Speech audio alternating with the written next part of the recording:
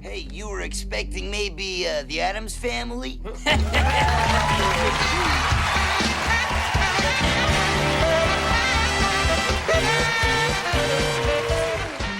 No, it's the Pizza Party Podcast with Jim.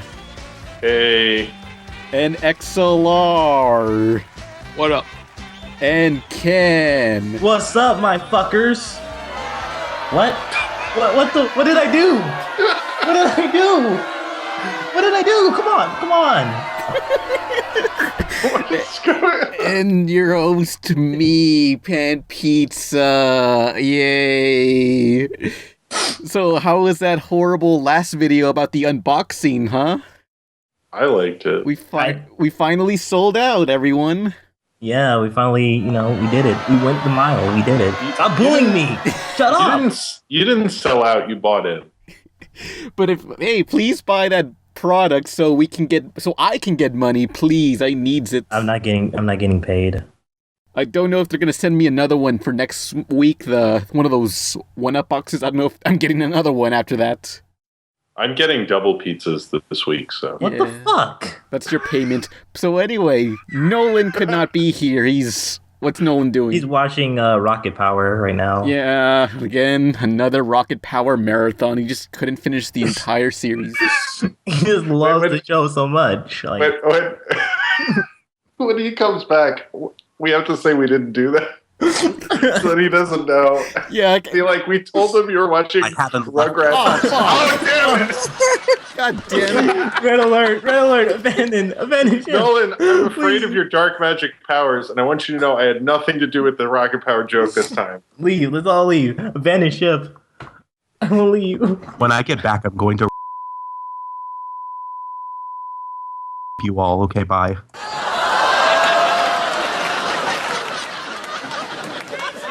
Use a more politically correct term than that. I was gonna have him say. I was gonna say he was watching a Rugrats All Grown Up marathon. Damn, that's not so bad. But yeah, Nolan is very fed up with all the people saying, "Hey, how's Rocket Power?" He's tired of getting all of those asks, so please don't send them any more of those kinds of asks. Yeah, now send him how's All Grown Up. Tell him how you doing.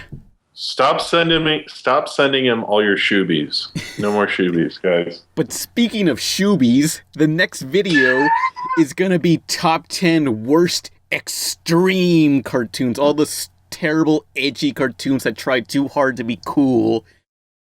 And number one's gonna be Rocket Power. Shut up. There you go. You don't need it. Spoilers. You don't even need to watch it. Spoilers. That's not very shooby of you, Ken. Or it's gonna be lunatics, and you're gonna play that one clip again because he always does it every time when he brings up that show. Yeah, that's. I'm not gonna play that clip again where it's someone going extreme. No. Listen. This is a fucking lie. You're lying to me. But let's get into the news. Okay.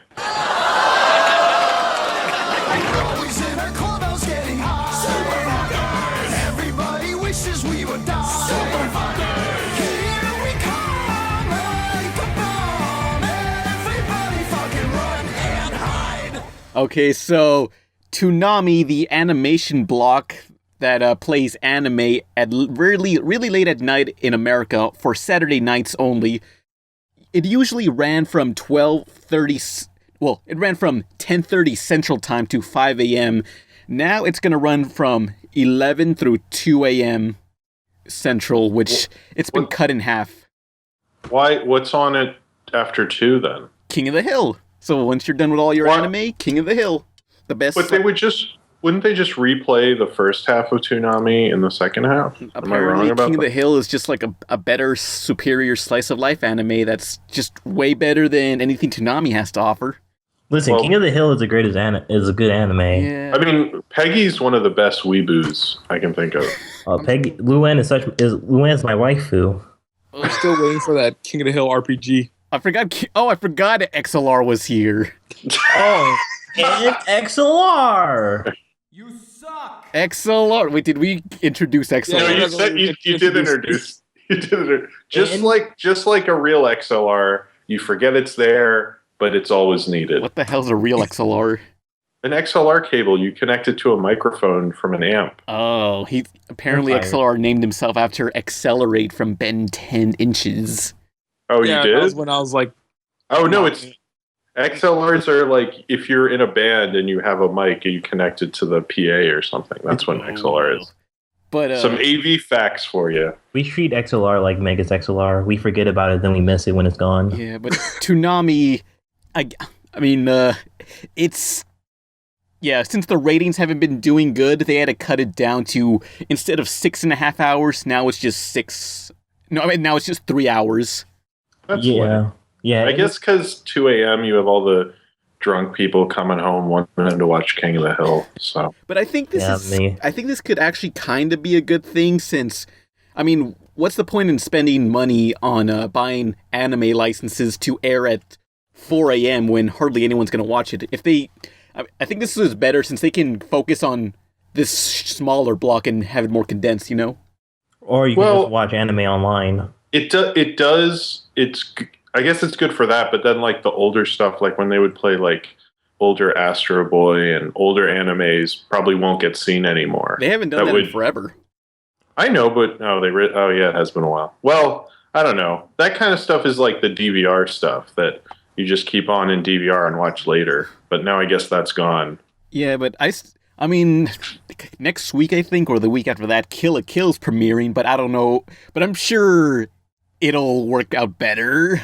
Kill la Kill saved anime, remember? Oh yeah, there was this slogan saying Kill la Kill is going to be the anime that saves anime, and I don't know. In Miyazaki, they're sitting there just face palming so hard, like, what the fuck is this shit? What's up with? Have you noticed on Tumblr all these screen grabs from the Miyazaki documentary, and it's acting like he's saying all these things about anime? And I saw that documentary, and none of them are in the movie.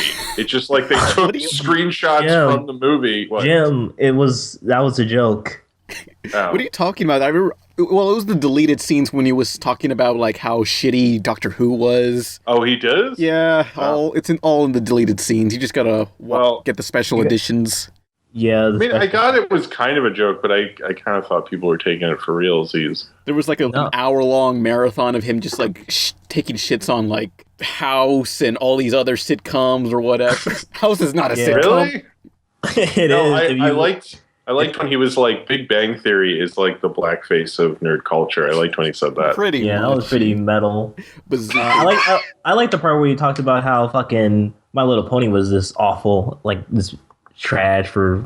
No, see, you're getting it wrong. He loves My Little Pony. What? Oh, I was looking at the wrong documentary then. Yeah, he's a huge fan. Him and Takahata get together and they get their My Little Pony dolls, and they're really into it. They go to conventions together. It's kind of crazy. Damn. I like watching Miyazaki's Let's Plays. Those are pretty good. They are pretty good. Yeah, until he played Five Nights at Freddy. He was so scared. Oh my god, it was so funny. Yeah, things were going great for the Miyazaki Let's Play channel until he said all those racist things. Yeah, that wasn't so great. Yeah, I met him at a con. I saw him just spitting on black people for some reason. He was there dressed as a clan member. Boy. I heard he has similar views with Hitler. I heard he wanted to remake a Song of the South in his anime art style. But yeah, Toonami, hopefully. Let's make a Song of the South video game. I mean, Song of the South. They put Song of the South in Kingdom Hearts. No, I don't think we're ready for that. And then what was that black guy's name in the movie? Zippity Doodah. That's all I know. Yeah. No, I haven't seen that movie. He was your assistant in that world.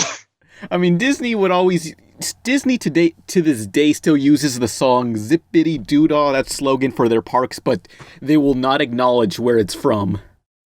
Yeah, they play that and like the kids just ask, "Hey, what's that from?" And then they're just all quiet. Code Red, run. They're like it's from the Rescuers Down Under. That's where it's from. That's where it's from. No one has to know anything.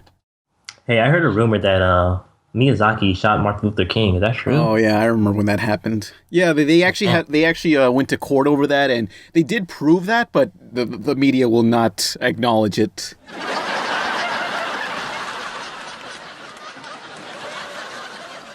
Man, this is a dark episode already. Hey, on to other news.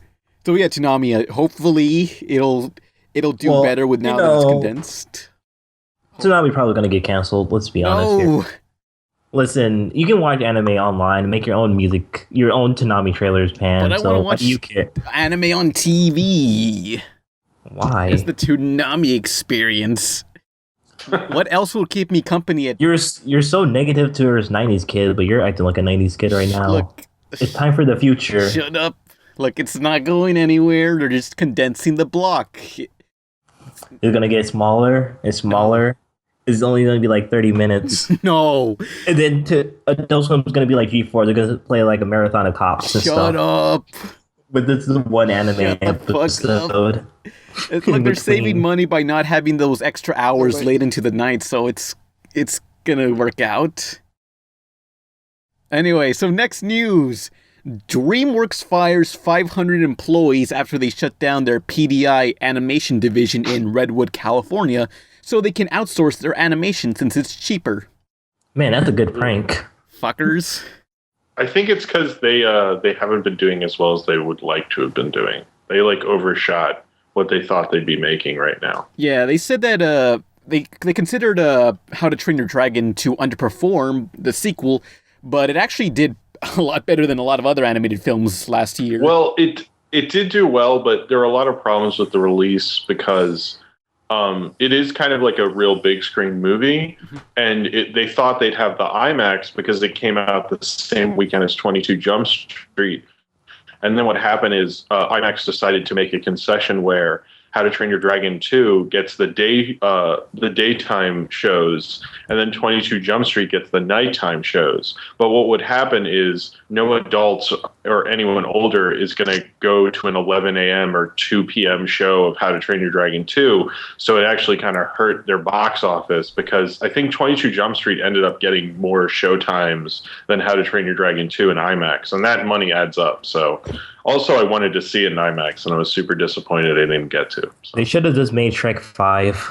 Yeah. Yeah. Why are they stopping with Shrek? We need to keep Shreking along. Okay, let's stop. I don't want Shrek memes in this comments. Fuck that. I'm not Shrek. I'm Shreking this podcast up. Let's Shrek all over the place. I am totally ogre this already. Oh no, you guys are gonna summon the Shrek fandom. It ain't over till it's ogre. Eh? I like it. Yeah, so fuck you, DreamWorks, you fucks.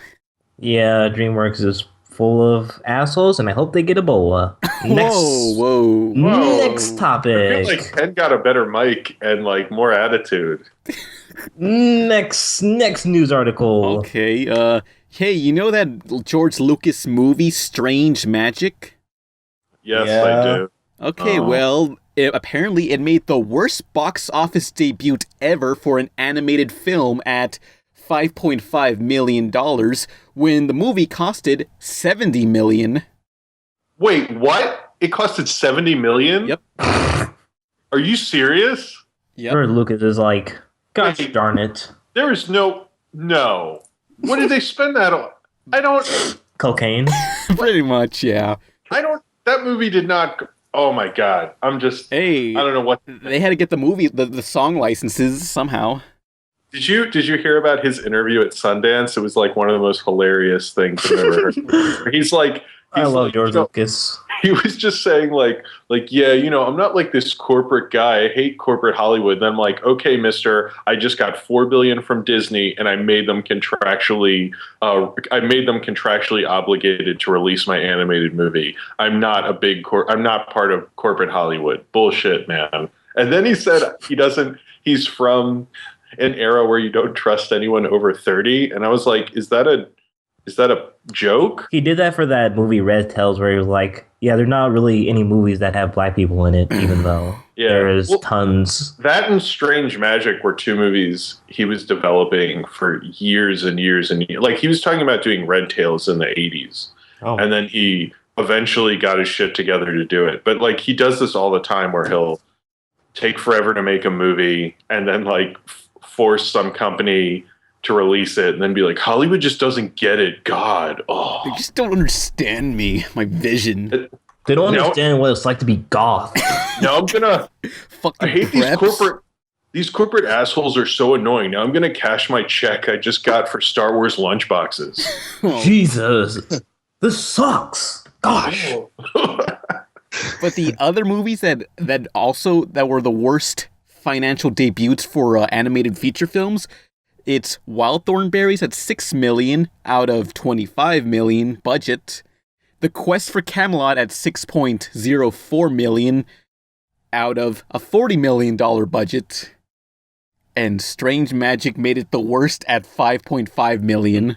Oh, and someone brought up that those movies are kind of like 10 years older. So actually Strange Magic had probably like less than half of what those people had in attendance. When you count inflation, yeah. Yeah. Damn. So it's even sadder. There was not many people in the theater when I went. Oh, yeah. Wait, was that the one you walked out of? Well, no. I came back. I went to the bathroom and came back. I walked out of to pee, and then I came back to see more Strange Magic. Didn't other people walk out with you? Oh, sorry. I should be telling this story. Yeah. Okay, start over. Hey, Jim, didn't people walk out when you went to see the movie? No, well, what happened was when I go to the bathroom during a movie, because I'm paranoid, I take my coat with me. So it looks like I'm walking out. And so when I'm getting up and leaving, all these other people looked at me and went, oh, fuck this. If this guy's leaving, I'm leaving too. But in my mind, I thought, oh, shit, these people are going to beat me to the bathroom. So I was running, and there were like 5 people following me. And then I got in the bathroom and was like, okay, I'm going to turn around, and there's going to be a line. And no one was there. And I don't know where they went. I think they saw Taken 3 or something. I don't know. Jim's big day out. Yeah. And then I came back, and there were 2 people in the movie, and they had to keep explaining to each other what was happening, which was... which if you ever have to see Strange Magic is shocking in itself. Because he was like, no, this fairy, see, she's that fairy's sister. And I was like, oh my God, are you this stupid for real? Like, you can't follow Strange Magic? Like, they're having like this adult conversation about this movie, like what it symbolizes and stuff. Yeah, they were like, clearly the 2 fairy sisters are feminist archetypes, and them fighting against each other really symbolizes modern humanity. No, Strange Magic. What a classic. The fact that you had to run to the bathroom assuming that these people were following you. I expected once you get to the bathroom, you had to board up the doors so no one else can use it. Well, I always want to get back, and I want to miss too much of the movie if I'm like reviewing it and stuff, and I paid for it. So, I didn't see it in 3D. Could you see it in 3D? Maybe. Why would you want to see it? Who knows? Do they still make movies in 3D? Oh, yeah, they do. Not too many. Oh. Idea. Have anyone sued a movie because it was so fucking bad? No, but they've sued. Creed got sued for being a terrible band, so I guess theoretically you could sue for that. Remember that? Do you remember that? Creed got sued for being a terrible band because... their fans said they did a really bad performance and they got sued. Wow. I never found out what happened to that lawsuit. Hey, Jim, you know how you said you didn't want to miss any of the movie? Like, what if you're the only guy in there? Could you, like, ask them to pause it for you? I've actually, I have left a movie to go pee when I was the only one there, and I kind of considered going up and asking them if they could. So I was like, look, I mean, no one else is going to watch it, right? Come on. It was like, what? No. They're like, no, fuck you. I'm like, well, could you rewind it? I mean, no. Just tell me what happened. How about that? Tell me what happened. I fell asleep. All right. Okay, so this fairy, she was talking to this other fairy, and she was like, I ain't doing that fairy shit. I was like, oh. So would you recommend Strange Magic? I mean, if you're sadistic and you want to torture someone, then I do recommend Strange Magic. No, I would never recommend Strange Magic ever. It is, I didn't like Epic that much, and somehow Strange Magic made me want to watch Epic. So I guess it succeeded in that. Wait, hold on. Strange Magic versus Food Fight, which is better? He hasn't seen I haven't seen Food Fight. Have you seen Food Fight? No. I just like I don't know. I just hear reviews about bad movies. I'm like, wow, that movie's bad. I gotta tell all my friends that it sucks, even though I never seen it. Well, it was not as good as a Food Fight I had in middle school. So. Oh, I remember when I had a food fight in like high school. Like three guys started throwing food, and then the teachers yelled, and then everyone stopped. Yeah, I feel like if there was a food fight in real life, you'd be like, food fight, and then someone would be like, principal's office now, and you'd be like, oh man. This one kid started a food fight. He yelled food fight, and he flinged a piece of corn off a spoon and hit the back of the lunch lady's neck, and then said who did that, and everyone pointed at that one kid. Fuck. They outed him. And then he got suspended. For 2 days. Damn. Wait, he got to go home for 2 days? Damn, yeah. I gotta try that. What a punishment. You gotta go back to middle school gym and just throw food at people. You fuckers. I did that once. It didn't go over that well. You probably got arrested. I went back to middle school. I tried to eat the lunch there. They're like, "Are you too old?" And I was like, "Yes." And they're like, "Please leave." Please, I'm homeless. I was like, "But you guys make such great sandwiches here." And they're like, "You gotta leave." And, I had money. I wasn't asking for handouts. So. Schools make the best square pizzas. They do. See, I wanted those too. They were like, it's like I pay my taxes. That's like practically my pizza. Yeah, you deserve to eat there. I kind of had this idea if I ever became mayor, the jail and the school, they'd be right next to each other. But if the jail didn't have enough food, they would have to go over to elementary school and have some of their lunch. So it'd just be elementary school and convicts right next to each other. Oh, so that was the Simpsons episode. So anyway, what were we talking about? Strange Magic is a disaster, and George Lucas is rolling over in his grave. Hopefully, George Lucas will get Ebola. Next topic. What is with you and Ebola this week? I missed when people were talking about it. In other George Lucas news, when he sold his Star Wars rights to Disney, he gave them ideas on what to do for the next Star Wars films, and Disney decided not to use any of them. Wait, what happened? Okay, Disney when George Lucas sold Lucasfilms to Disney and Star Wars, he said, "Hey, here are my ideas for the next Star Wars film. Please consider them." And Disney said, "Yeah, fuck you." Well, the reason because what happened when that story broke that he said he had given them the ideas is it took Disney like 2 days to be like, no, we didn't listen to him. Don't worry. That was the official statement that I quoted right there. But there's an interview with Mark Hamill from the 80s where he says that Lucas approached him and asked him if he would come back and do another Star Wars and he would be the Obi-Wan Kenobi kind of character. And then Mark Hamill was like, well, when do you think we'd make these movies? And Lucas said, probably 2011, 2012. So everybody kind of assumed that Lucas has this plan and all this, but no one knows the plot of The Force Awakens. So maybe Mark Hamill is playing the Obi-Wan Kenobi character, but no one really knows. So, Wow. So loyal to George, and I owe him so much. He at one time said, would you consider playing an Obi-Wan type character, handing Excalibur down to the next generation? I said, when would that be? And at the time he said around 2011. I thought, gee, as much as I'd like to have a job lined up at the turn of the century, I was figuring out how old I'd be at that point, and I thought, well, I don't know. So they knew all along. But there is I saw it on YouTube. It was pretty like, whoa, mind blown. I gotta just look that up. But nobody knows what the movie's about. So like, it could be similar to his ideas, or it could not. Who knows? Well, I'd rather it not be. George, yeah, I'm pretty sure when Disney received George Lucas's ideas, Disney just says, "Oh, this is really nice. We'll just put it on the fridge here."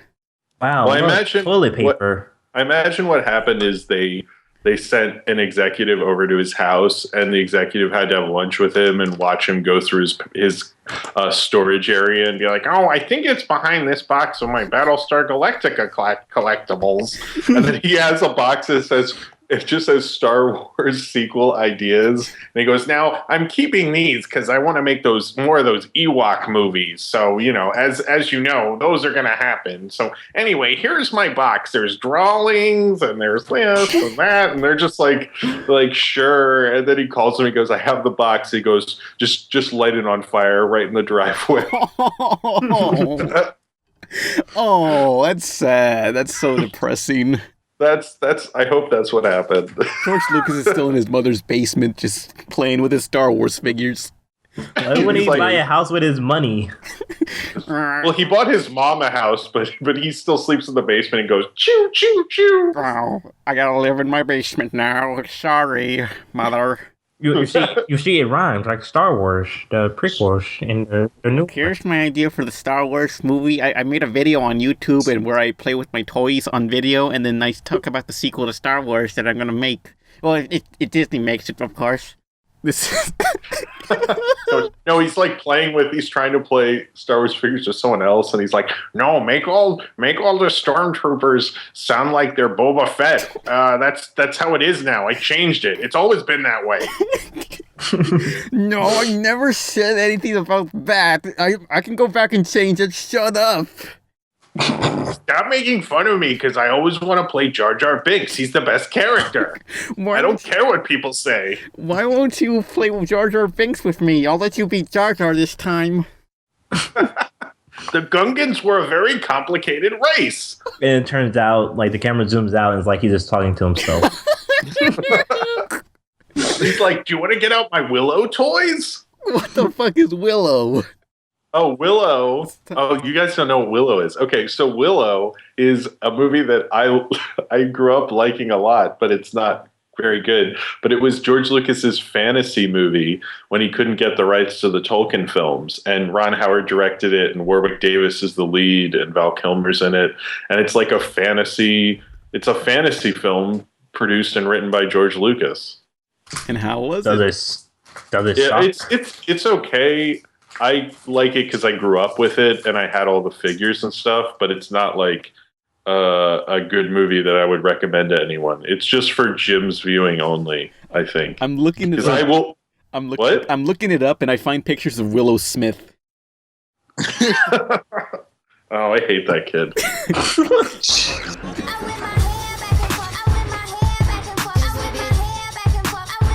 What a terrible... he's like that kid... You know what? Willow Smith's like that kid in high school who everybody thinks is really funny, and you're like, no, he's just a piece of shit. Like, he's the worst. None of these jokes are funny. And then he's like, glorf glop, and everyone laughs, and you're like, that's not a joke.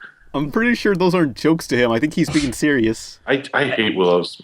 wait, which one? Oh, wait, Willow Smith's the girl, isn't it? Oh, yeah. Whoops. Willow. Jaden's Jaden. Jaden's the guy on Twitter. I'm hate sorry. Smith. I hate Jaden Smith. Willow Smith, I'm indifferent about. So I apologize. She made that song about whipping her hair or something like that, I guess. Yeah, they're going to use it. They're going to use it in 50 Shades of Grey. So. Superman. Pop. Thank you. Fuck everything. That's getting used in... Okay, I'll stop. Fuck you, George Lucas. Okay, so in the last bit of news, the artist behind Gorillaz, Jamie Hewlett, confirms there's going to be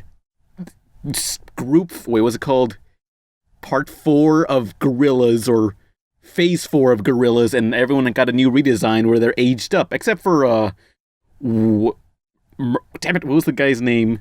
Russell. Murdoch? Russell, he hasn't redrawn Russell yet, but... Everyone else has been redesigned, so yeah. Another Gorillaz album for, I don't know, whatever. It's gonna happen. That'll be cool. I'm down. Yeah. Gorillaz again, yes. Do you remember when in Adventure Time where they said they're gonna age up Finn but never does it? Oh yeah. Never did it? Well, they had every year they had a birthday episode, but I think they stopped doing that because they're like, oh shit, he's already 15. We can't age him up anymore without changing his design. That was pre-Macy's Day Parade Adventure Time. Yeah, I miss those days. What happened? I feel like it still does a lot of risky stuff, but it is definitely as soon as it became like you always see Adventure Time stuff in Target and everything, I feel like the show kind of changed a little. I still think it's a good show, though. It's just, it's a little more corporate. It's an average show. Nolan's the one that freaking hates it. Oh, but yeah. We were thinking of inviting... Adventure Time or regular show? Did someone say Adventure Time? Oh, great, he's still here. Oh, God, just go already. Just go. Get out of here. Shoobies, look who's back. Yeah, we were thinking of inviting some writer that Nolan hates and bringing them on the podcast and turn this podcast into basically Jerry Springer. Well, it's pretty one-sided because I'm the one throwing shit and he's probably being the more professional one, so... We had to have people hold you back and stuff while he's just like, I didn't do anything, man. Jerry. It's just how I write. It's just my style. We could film it in a Jerry Springer set, and then Nolan could get in a fight. But then Pan would have to be in shadow since no one knows I'd be Jerry Springer in this. No. My only thing that I would do in this event is I would just throw a sword on the ground. It's like, okay, work it out. Oh, like in Dark Knight. You play the Star Trek theme, that one fighting theme. Oh, Yeah, and they had to work it out, and whoever wins gets to write the next episodes of Adventure Time. No, wait, wow. They have a chicken fight. A fight that spans for 1/4 of the entire podcast. Like we're talking about other stuff, and we're talking while they're just hearing them fight each other, punching each other, stuff like that. You just hear stuff breaking in the background, just things just falling and stuff, and just explosions. You son of a bitch, Nolan! I think this worked out well. I think we learned something today, and whoever wins stays on the podcast. So yeah, if Nolan, so Jeff's gonna replace me. Is that what you're saying? Well, if you guys fight that's gonna be crazy. If you guys fight to the death and you lose, then I guess you have to find somebody. So Nolan will win because he has a lot of dark magic on his side. True. You have very racist jokes, indeed. Oh. Yeah. No, that's not he has dark. Dude, don't even joke about it with Nolan. He'll do weird shit to you. I don't even want to talk about it. Yeah, I was white before he used magic on me. He has the power to change ethnicities. Yeah, change ethnicities together. Privilege. Yeah. That's me. Yeah, no one took my privilege. Fuck. Hey, let's get into the topic. Wait, what did you say right now? What? I don't even know. Let's get into the topic. I just forgot there was a topic. Who's Emily? It's me, you fuck. Oh. Pan's little sister. The world is spinning too fast. I'm fine that Nike shoes to keep myself tethered to the days I tried to lose. So let's get into the topic of since she's gone. Since Gorillaz and such, let's talk about our favorite animated music videos. Does anyone have a favorite music video that's animated also? Well, that's our topic. Good idea. We don't have anything, so see ya. Let's talk about my favorite emo band. Let's talk about the only animated music video that matters, Interstellar 5555. Or Gorillaz. The Daft. You know what? It's Fuck the Gorillaz. I didn't realize that's the Daft Punk music video made by what was the animation studio? I forget. I think it was Toei. Toei, and it's an anime music video with these blue people, and it's by Daft Punk, and it's their entire album of which album was it? Is that the one with the blue people? It was Discovery. Yeah, the Discovery album, and it's all those blue anime people. I didn't realize until I rewatched it that it is the same title kind of as that movie Interstellar. And then I was kind of thinking it would have been a lot cooler if when I saw Interstellar, they just put this movie on and then everybody started dancing and it's like, Christopher Nolan's stupid, this movie rules. And then the whole world will rise up and just like cartoons over live action because of this. If only that were the case, but no. It was Toei Animation. No one takes animation seriously. But I feel like if you put this on instead of Interstellar, people would be dancing. Yeah. Like the movie will be there's a club now. Yeah. Theater. Because I remember looking up I always thought this was part of some anime. I didn't know it was specifically made for Daft Punk's music videos, but that's how I first heard of Daft Punk. Well, one of the first ways. I mean, it definitely changed them from being like a techno band to more of a nerd techno band. Yeah, because that was like one of the first few things they ever did, because I don't know if that many people... No, they had a big album before that, but they became a lot bigger after that. Yeah, because if you recall, it aired late at night on Cartoon Network's Toonami block, and where they played a whole bunch of animated music videos, this and Gorillaz. It was, they played, well, it's only the first 4, because for a little bit, I thought they were just going to release a music video every couple months or something, but then they just kind of stopped after 4. So, because the first one was everywhere. That was a huge music video. Which was the first one? The first song in the movie. It was like everybody. Hang on, everybody's fucking on the dance floor. Yeah, what was it? Oh, everybody's fucking on the dance floor. I should probably. Oh, fuck. Whoa. What's going on? I think Pan's drunk again, and he fell like an idiot. You fell, didn't you, Pan? Oh, he's not saying anything. Is he okay? He fucking fell. He fucking fell. I guess, Ken, it's now officially your podcast. Like, once Pan died, didn't you get everything? No, that would be me. And then when Nolan dies, then Jim gets everything, and then then when Jim dies, XLR gets everything, and then when Gary dies, XLR gets everything, and then when XLR dies, AJ gets everything, and then when AJ dies, the podcast dies. You know, I completely forgot about Gary again. I forgot that he was on. And you forgot about Katrina. No, Katrina doesn't get right. She's a girl. Yeah. This is Obama. She's busy with school and such. And did you fucking fail Katrina on because she's too good for the podcast? Is that true? No one agrees with you. So it's I'm back because my thermostat was put on to 80 degrees hot. Oh, okay. I thought you like the live Pan. I was like, what is going on in this house? Like, oh, right, the thermostat. I haven't changed it yet. Whoops. Okay, and everything's better, hopefully. I hope you left that part in when you fell, because I heard you say, oh, fuck. I tripped on the power cord. You fucking... I wish I was there to see you fall. That would have been funny. So, what were we talking about? Interstellar 555. Oh, yeah. So the first song, One More Time, that video was, like, everywhere. Like, because it was animated, for some reason, Nickelodeon was like, well, we can play this too, I guess. And so it was just, like, on a lot of channels at once. One more time, we're gonna celebrate. Oh yeah, alright, don't stop the dancing.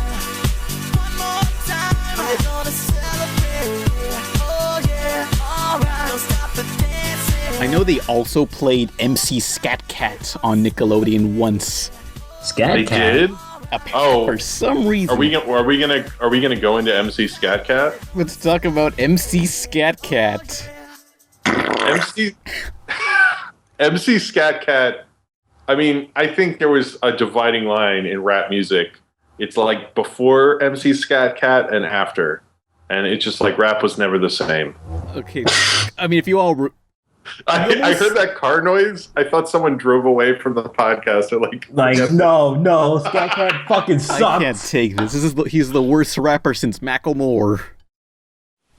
That rapper was terrible. I'm bleeding. Oh no. MC SkatCat had not only the song with Paula Abdul, but then he had his own song.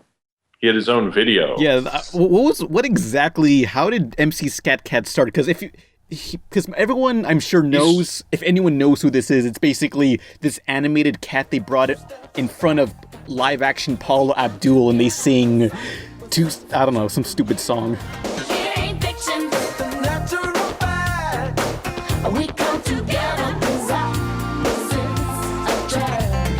I want to fuck a cat. That was the song. Yeah, but that was first, and then he was like, I'm going to go solo, because MC SkatCat was huge. It was like he couldn't get enough of him. And so he went solo, but it didn't really work out. And then he got involved in drugs, and signed to death row, and that didn't really work out. It was kind of a disaster after that. What were they even trying to make? Like, were they just trying to make their own Gorillaz before Gorillaz was a thing? Said, I don't know if it was because like rappers were too scary to like white people, or if it was because they like, or if it was because they thought it'd be a cool idea. I think it was the first idea. Yeah, probably. Because for a while, that's why no one knew. Everyone thought rappers were cartoons because they wouldn't let them air as regular people. It was kind of a weird thing that went on for years and years. Isn't that where Del the Funky Homo Sapien comes in at? He's a ghost now. He's dead. What was the deal with? How come he stopped working with the Gorillaz? Why was that? I don't know. Did he? He thinks monkeys are better than gorillas. Because he was on the first album. Him and the Gorillaz is just a bunch of people, different people working together, different artists working together on one single thing under the name Gorillaz. So it's not really the same people all the time. Oh, I just thought because he was on so much of the first album that he was like part of the group. Because he's the ghost in Russell's head, right? Yeah. So I thought he'd come back. He should come back on the new album. I missed the ghost. He was cool. Yeah. I missed the ghost off of Scooby-Doo. But yeah, MC SkatCat, that was like... I remember when I was at Comic-Con, I remember seeing like animation cells being sold there, and it's like, wow, this is history of a... I was thinking like, should I have bought that? You should have. I mean, I do own one animation cell of the Sonic cartoon, the first Sonic cartoon, Adventures of Sonic the Hedgehog, and it's just a image of Robotnik's face towards the camera. Mm-hmm. Like an extreme close-up of his face. What an asshole. Yeah. My asshole. MC SkatCat was a thing and no one ever wants to remember it. Somebody once told me. It's not even... for animated music videos, did anyone ever listen to the industrial metal band KMFDM?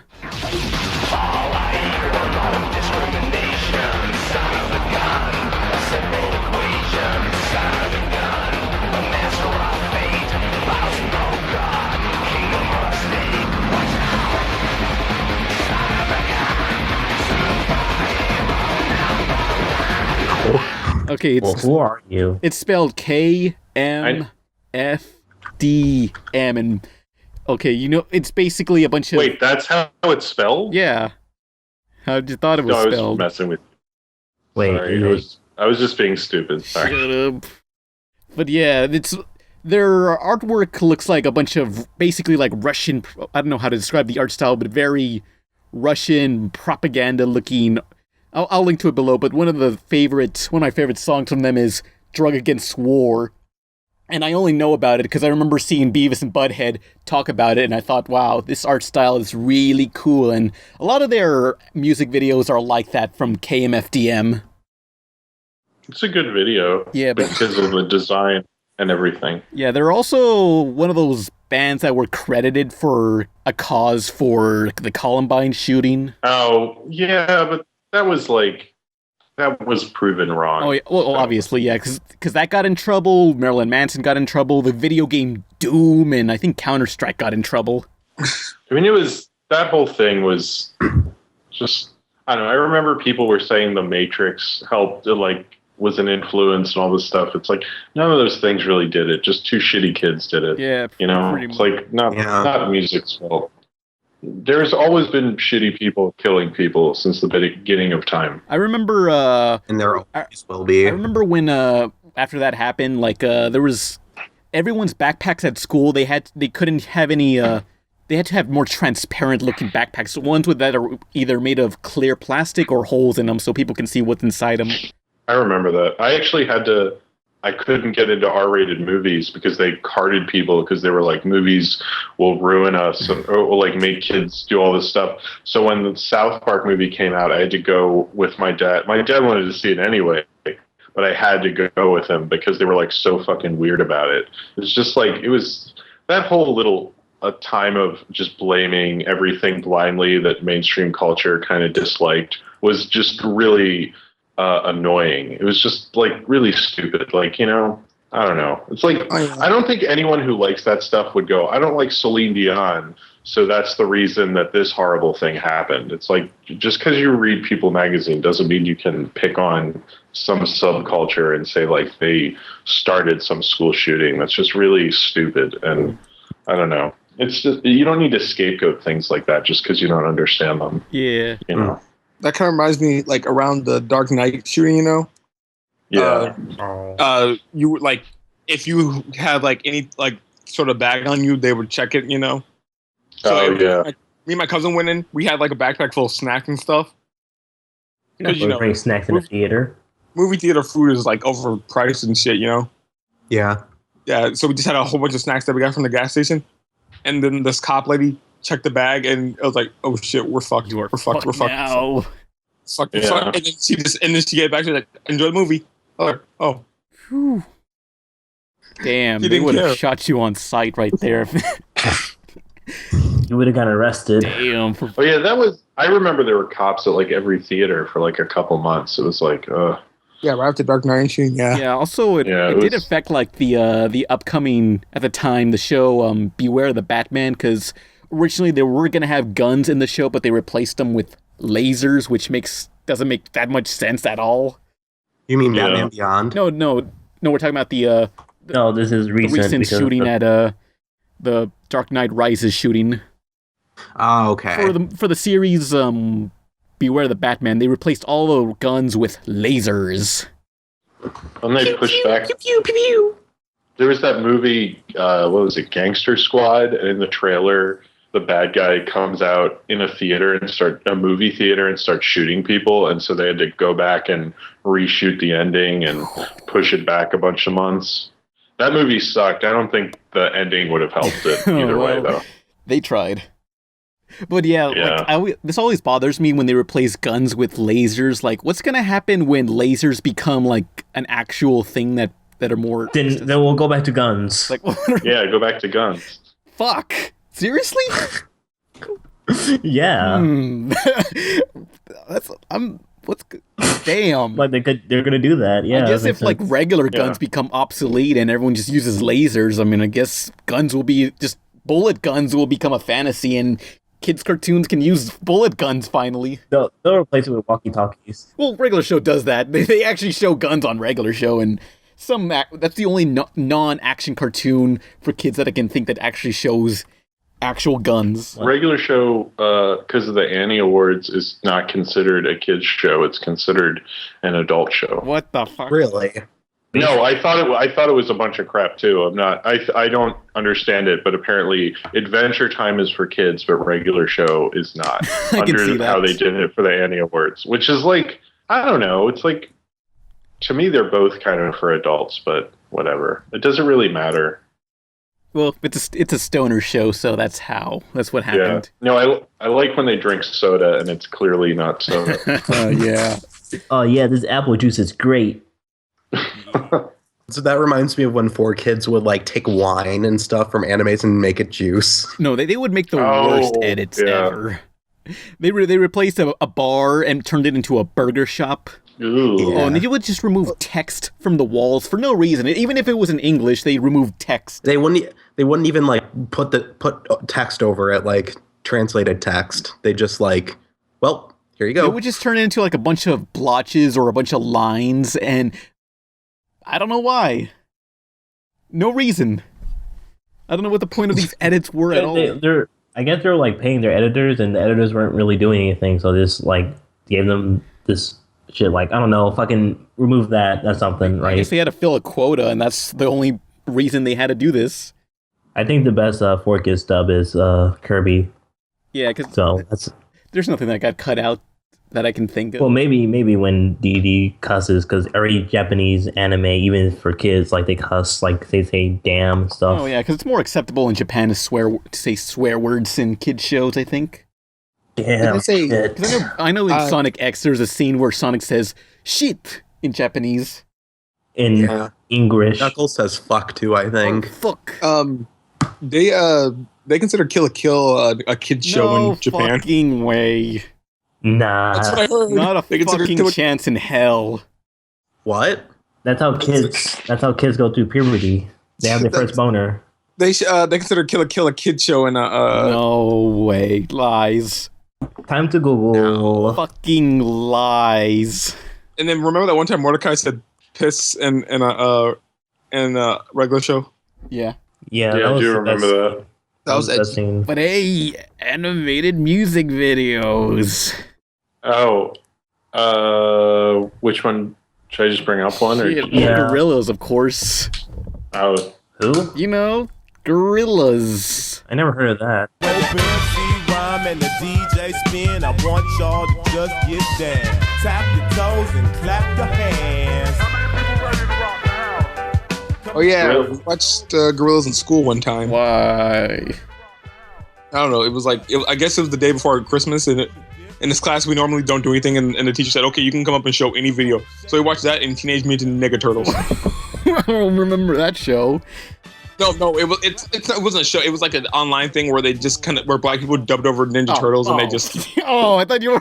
Fuck that. Oh, god damn it! This I gotta see. But have you ever seen that video where it was like these guys dressed as Ninja Turtles? It looked like their suits were made out of colored tape, and they were jerking off. They jerked off of pieces. Yeah, they were jerking off on pieces. That was an internet classic. It was called At the Time. I remember I showed it to my friend and said, "Oh yeah, Michael Bay just released a sneak peek of the new Ninja Turtle movie coming out. You want to see it?" And he's like, "Sure." And I show him that, and he's all like, "Are you serious?" And I'm like, "Yeah." And he's like, "Okay, I'm gonna link in the description Pizza Time that horrible video and watch it at your own discretion." Watch it in front of all the kids, just like if you're a teacher and you watch the Pizza Party podcast, rethink your life, and also show it in front of your students. No. It's safe for work. It's like the brand new Ninja Turtle episode. Like it's the season 3 finale. And they're like, really? Damn it! But Gorillaz. What was your first Gorillaz music video that you ever seen? Oh, Clint Eastwood. Wait, hold on. I saw a bug. I had to kill it. I think mine was Dare because I remember seeing it on TV and thinking, is this part of a show? So I would look everywhere for like a Gorillaz episode. Like, is there like TV of this? Like, this is a TV show, right? I remember like watching like one of those. Now that's what I call music something back in the early 2000s, and I saw like I remember they were showing kids the Windmill song, and I was like, what anime is this from? You fucking weeb. It's not from any anime. Well, Toonami was popular at the time, so it's like, what anime is this? They never made any Gorillaz cartoons, but they did make like a bunch of shorts on their YouTube, Gorilla Bites. Yeah. Oh, yeah. Did they do an MTV Cribs with them or something? Oh yeah, that too. They did a lot of good video. I like most of their videos. They were dedicated on treating these characters like real people. Yeah. I really wanted a Gorillaz video game, like a beat 'em up. Like the only close thing is Charlie Murder. What that? It's a 2D beat 'em up about this rock band. Yeah, basically that. Yeah, and I'll sell for Gorillaz rock band. Oh yeah, duh. Well, they're how many songs do they have? Like 5? A lot. They have a lot of songs. Well, speaking of rock band, one of the artists who animated for Gorillaz, his name is Robert Valley. He didn't create the Gorillaz, but he was one of the animators, and he has done a lot of rock band intros like Beatles Rock Band and Just Dance, and I don't remember what else, but he did a lot of those animated intros, and I just love that style. He even did the character designs for the show Motor City. What about Dance Central? Yeah, that one. I love that intro. Look up Robert Valley. Dance Central, that was the best Connect game ever. It's the only one responsive enough. Okay, I have that because my cousin wants it and plays it out during parties, but I never play that game because even like when there's no one home, I'm too afraid to play that game. Like dead relatives will see you. Yeah, like ghosts are watching me and laughing at me as I play this dancing game in my own home. When I was a kid, Shadow the Hedgehog scared me, the game. Oh shit, because it's hardcore. Oh, like Aliens, Sonic, Black. I'm a faggot, and I didn't play it. What the fuck? What? Black aliens. I remember these black creatures. We gotta stop these black creatures from eating all our watermelon, Shadow. Oh shit, we gotta stop the black aliens. Oh yeah, Ken. Ken. You know how you said This is a great way to start off Black History Month, by the way. Oh yeah. Oh shit. Oh yeah, Ken. You know how you said Shadow Hedgehog scared you? Yeah. That kind of reminds me when I was younger. I just thought every rated M game was a horror game. When I was younger, I thought any rated R movie would give me nightmares because that's what my parents told me. Like automatically by watching a movie that's rated R, I'll get nightmares. My parents told me that tornadoes didn't happen after 8 p.m. because I was deathly terrified of them. Parents will tell you anything just to get you to do something. They didn't let me watch GoldenEye the movie because apparently it'll give me nightmares. I remember, wow, fuck your parents. Like, I needed to watch the movie so I can understand the video game, because I was always stuck in the video game because I couldn't read, so it's like, maybe if I watch the movie, I'll understand how to play this game better. Yeah. You can't read? Well, I was like 6 at the time. What? I don't know. You don't know how to read by 8? I don't know. Shut up. What a retard. Wow. I can't believe you made fun of me on the first episode talking about how I can't read, but you're the one who can't read. Well, to Pan's defense, the lettering in GoldenEye is really small.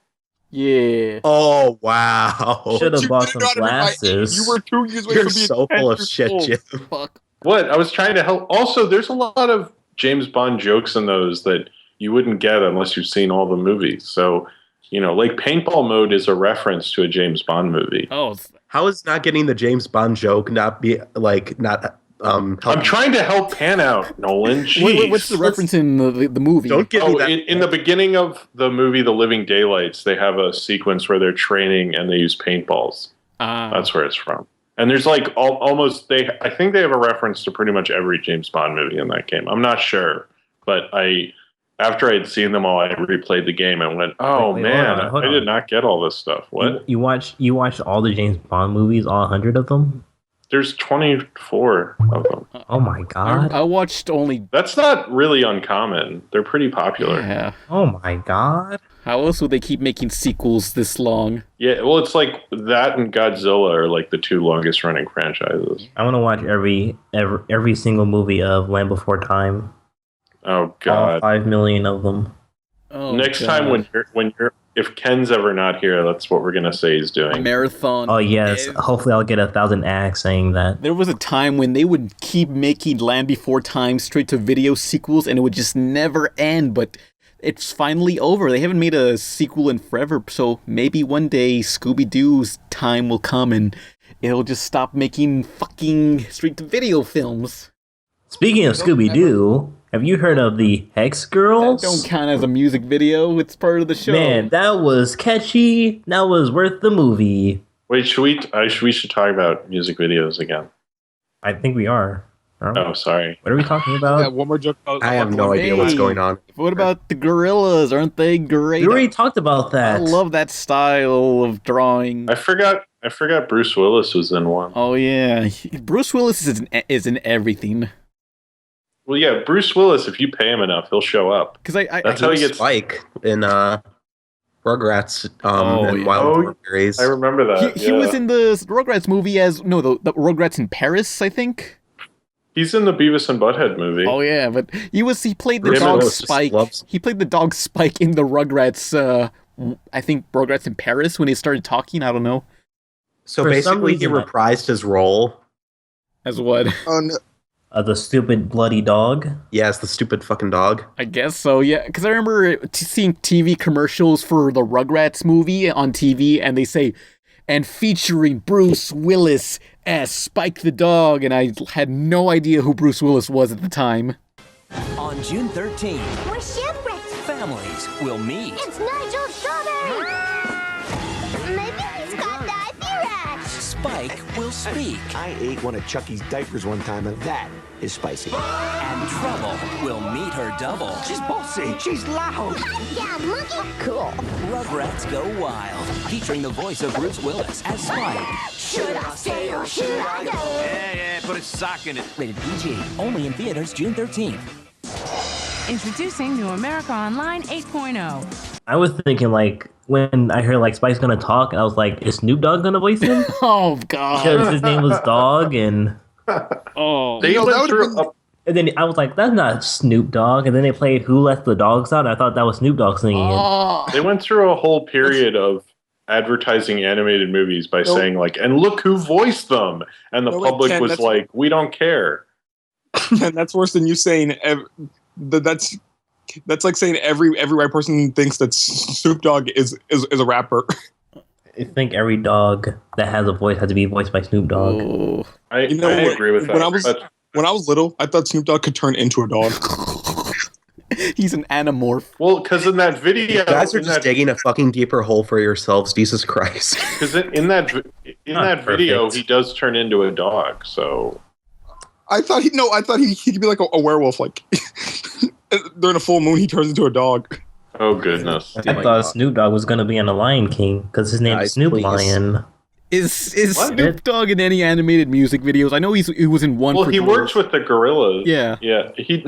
He never really did any animate. There's not many rap animated videos. Snoop Dogg just wants to be a meme. That's about it. Yeah, there's that one animated music video that's very hard to find. For Gorillaz, Which one? the one that featured Snoop Dogg and a bunch of other cameos. I forget what was. Melancholy Hill. Yeah, Melancholy Hill. Because I can't find that on YouTube in HD. Oh, I found it on YouTube, but I don't know if it was on HD. No, or not. I remember trying to find footage for that for one of the videos. Like, why is it not in HD? I need it in HD. But it was, yeah. Like, if it's not Snoop in Dogg. HD, then what's the point? Also, if any of you people upload, like, cartoon episodes or clips of cartoons and you put your fucking logo on the corner, fuck you.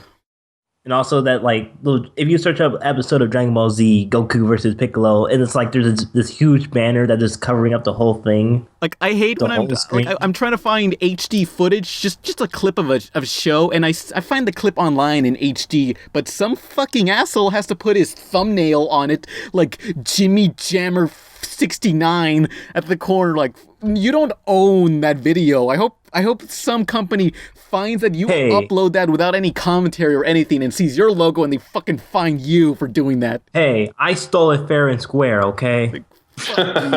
You need to calm down. Holy shit. I'm trying to edit videos, but these people make it hard for me. I need to find footage any way I can.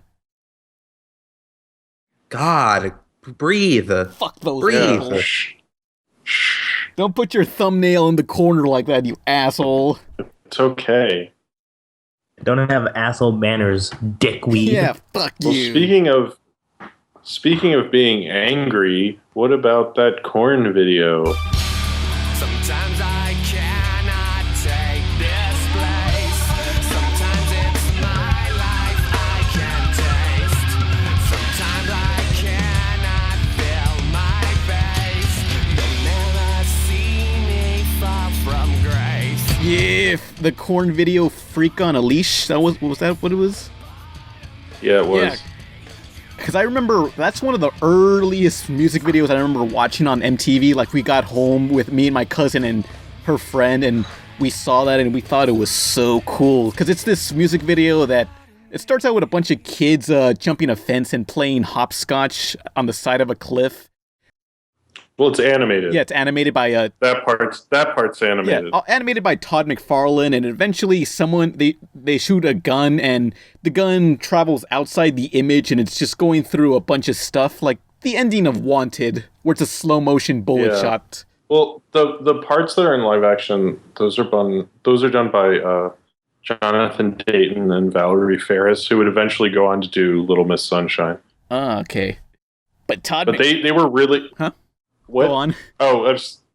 They used to make a lot of really good music videos. Like they did the Smashing Pumpkins videos for Tonight Tonight in 1979, and they've actually, like, their music video works really good, but then they became movie directors and they're not as good as they were when they were music video director. Like, because I don't know, I'm not a big Little Miss Sunshine person. So is Todd McFarlane related to Seth MacFarlane?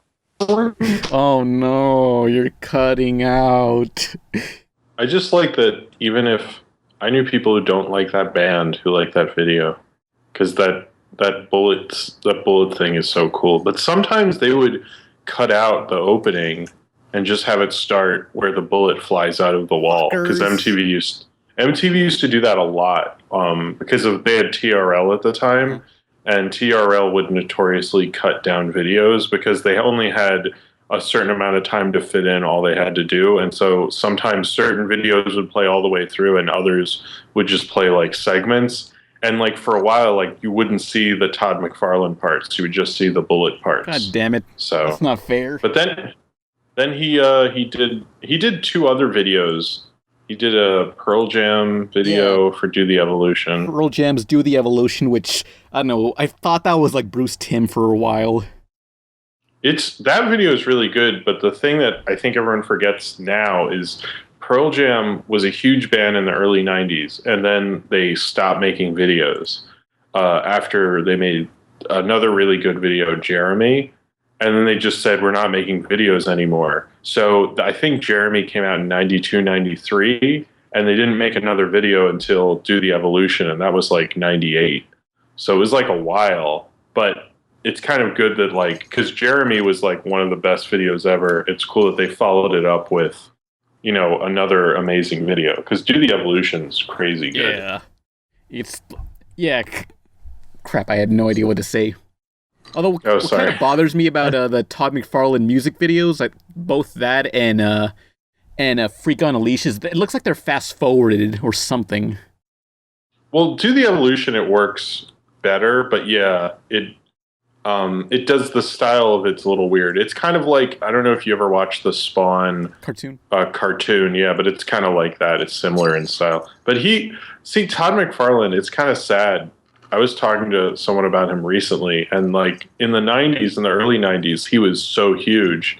But then as the Spawn comic got worse in quality and he stopped drawing as much, and now I don't think he draws at all. Like, I don't know what he does. It's kind of, but his Spider-Man run was insane. Like, the stuff he did with Spider-Man was so good. Yeah, because on the Freak on a Leash music video, like, if you watch the animated portion, it's just like someone figured out that they had all these effects on their keyboards, like, ooh, what happens if I do this stretchy thing? Yeah. What happens if I do this invert color thing? This is so cool, yeah, and it kind of hurts the production now.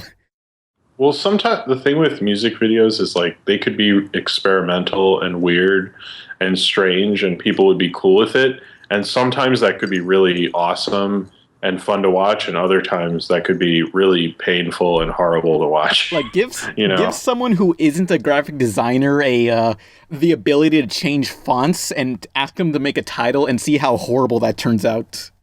Yeah. Because, like, you can tell how terrible of a graphic designer someone is just by the fonts they use. Comic Sans. Oh, yeah, because I see, I see small businesses in town, and they always have the worst fonts, or they have too many colors, or an outer glow effect, or have a bunch of gradients, and it's like, no, stop what you're doing, please. I'll do this. After all, Pan is a graphic design expert. He went to art school.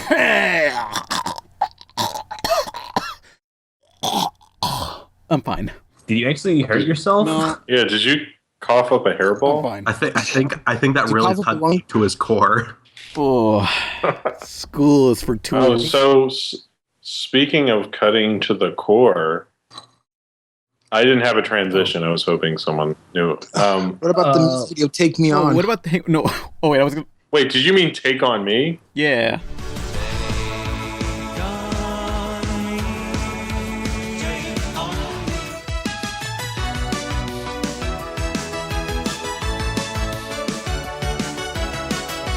People will fight you and say, yeah, rotoscoping is not animation. Well, I don't know. They definitely had to draw some stuff, so that's close. You know? Yeah. I don't know. They do a line or two. You can still animate while using rotoscoping. I mean, yeah. I mean, Disney did it, and everyone's fine with that. They did a lot in Snow White. So if everyone's cool with the early Disney movies doing it, then people will pretend like, look, this is classic Disney. They did this on their own by hand, no computer technology. Even though it's a scene that's rotoscoped, it's like that's cheating. Well, and also, everyone knew Walt Disney had a time travel machine, and he had a MacBook Pro to make Pinocchio, and nobody calls him out on it. I mean, what's up with that? What Walt Disney did is that he went forward in time to when the movie was already complete took it and brought it back, so the movie was already Wait, that doesn't make what you can't do that with time travel. You have to. Someone had to have done. That's not how time travel works. Yeah, Jim is very no. This is yes, it does. Yes, it does. No, it does. This does not work. Someone has to have done it. If Bill and Ted taught you nothing, is that what Bill and Ted needed to do is eventually go back and actually do the thing so that they could actually have it. But if they don't do it, then it won't happen. So if you go back, you go forward to get something that's after you've done it, but you haven't done it, it would not have happened in the first place. As long as you plan on doing it. Are you silly, Jim? Did you get Jim out? What? Jim, are you a time travel expert? Look, listen, Are you from the future, Jim? I had all the ideas for Project Almanac, and it's based on my life, and there's some things that upset me, and anyway, I'm Skyping from 2145 is what I'm telling you. But how's my future? Am I still alive? If I am still alive, can you please kill me? I'm not supposed to talk about your future. It's pretty dark. So Project Almanac was not good, is what you're saying? No, Project Almanac was fine. I don't have a problem with it. But it was fun. It was a fun movie. As long as you plan on doing it, it should exist, and you can go into the future, take it, and then you can finish it faster. That is not how it works. Yeah, man. you can. Yes, it does. Yes, it does. You would have had to have done it. If you never did it, it would not exist. Time travel 101, baby. Okay, what if I do it? My friend is a time traveler. Okay, what if I do it, and I go back in time and give it to myself so I can finish it faster? Huh?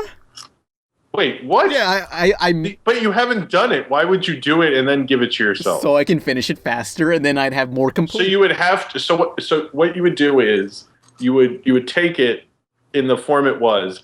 Take it back to your lesser self who knew less than you about animation, and have him work on it. That sounds like a terrible idea. It's already done, so he can put it out there and get credit for it, and then he can work on. And that's how Food Fight was made. Thank you. Good night. Man, I don't think there's ever been a Pizza Party podcast without a Food Fight reference. Yet, who here has watched that movie? No one, right? I have. Oh, you have? What's it like? My friend, and we watched most of it while we were staying at a hotel in Illinois, going to ASEN, and it was a terrible movie. It's even worse than people say it is. I mean, honestly, they were contractually obligated to complete it, but not to release it, or was it the other way around? No, they were obligated to release the film, but not at any quality. So that's why it's so shitty, because they needed to get it done, but any way they could. Why didn't they just use the footage that they had and just didn't complete the rest? Just leave it storyboards, 2 minutes long. They could. Yeah, just make the rest storyboards. Make it Evangelion, the ending, whatever. They gotta show some effort, They can't just release storyboards. I bet the storyboards look nicer than how it looks. That's kind of true with a lot of animation, because sketchy stuff looks nicer than when they try to make it all clean and fit for TV animation, especially if it's done by a cheap animation studio. Because the storyboards for Danny Phantom look way nicer than the actual show. That is Bush Hartman being a hack, though. How dare you? Bush Hartman? You're defending Bush Hartman? Yes. But hey, animated music videos. Yeah. Mother, Darlell, I'm disgusted. Oh, should we? Do you know that John Kay video? Oh, yeah, Byork had a music video by John Kay. Oh, wait, that reminds me. John Kay also did the animations for Miley Cyrus's newest tour. Wait, what? Yeah, John Kay partnered up with Miley Cyrus and did animations for her, and you can see it at her concerts. Oh, I guess that means I'll have to not go to her concert still.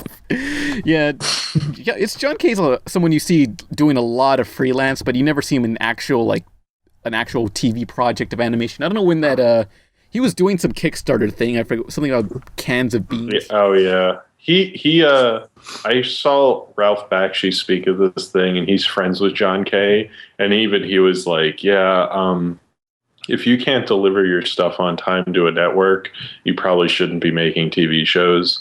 I was like, damn, I thought you were his friend. But everyone who's friends with John Kay has said, he really just can't work for a network because he just can't deliver on time. He'll just keep working on it forever. Yeah, I mean, because I think I can relate to that, because there's a lot of stuff that okay, I'm done with this project. No, wait, let me go back and fix this piece of art. Hang on, I'll fix it again. And that's George Lucas thinking. Shut up. Being a friend isn't really even about like just kissing ass or whatever. It's about like being honest and truthful. Well, no, saying that to him to his face is one thing, but like to be at like a public thing where you're speaking and be like, you know, I think people are just surprised because you don't hear people talk shit about someone, not to their face, but kind of gossipy to other people, I think. Hang on, I think I got another, I'll be back, hang on. What? What a...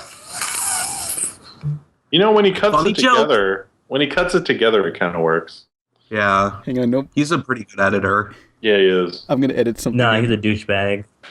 You guys are doing it wrong. When Pan leaves, you're supposed to talk shit about him, not praise him. Hang on, I'm still here. I just need to get something pretty. Yeah, I hate that Pan guy. What a dick. Do you hear his Emily voice? Oh my god, it's terrible. No. I don't know why you guys are getting so mad at Emily's my girlfriend. Yeah. Is that true? Fuckers. So are you dating a 17-year-old, Pan? You pedophile freak? Emily's 18. How dare you? I mean, XLR is 17. No, the OC, but the OC is 18. Oh, fuck. I'm in trouble. The OC, like the TV show? No, my OC is 18. Jim is behind the times. Sorry. Yeah, for someone from who's from the future, you're pretty far behind. Well, there was what happened is, I can't really talk about what happens next year, but let's just say I can't talk about it. But anyway, the point being is that most of culture is erased because of an incident of some sort. I can't really go into it, but yes. So it pretty much we don't have anything before 2004. Was it Loki IRL? That's how The what? That's Pan's webcomic thing. Yeah, it got canceled. Emily. Oh. Fucks. But okay, so who was the guy talking shit to John Kay? Oh, Ralph Bakshi. Yeah, also Ralph Bakshi also said this about John Kay. He's a molester. He's a child molester.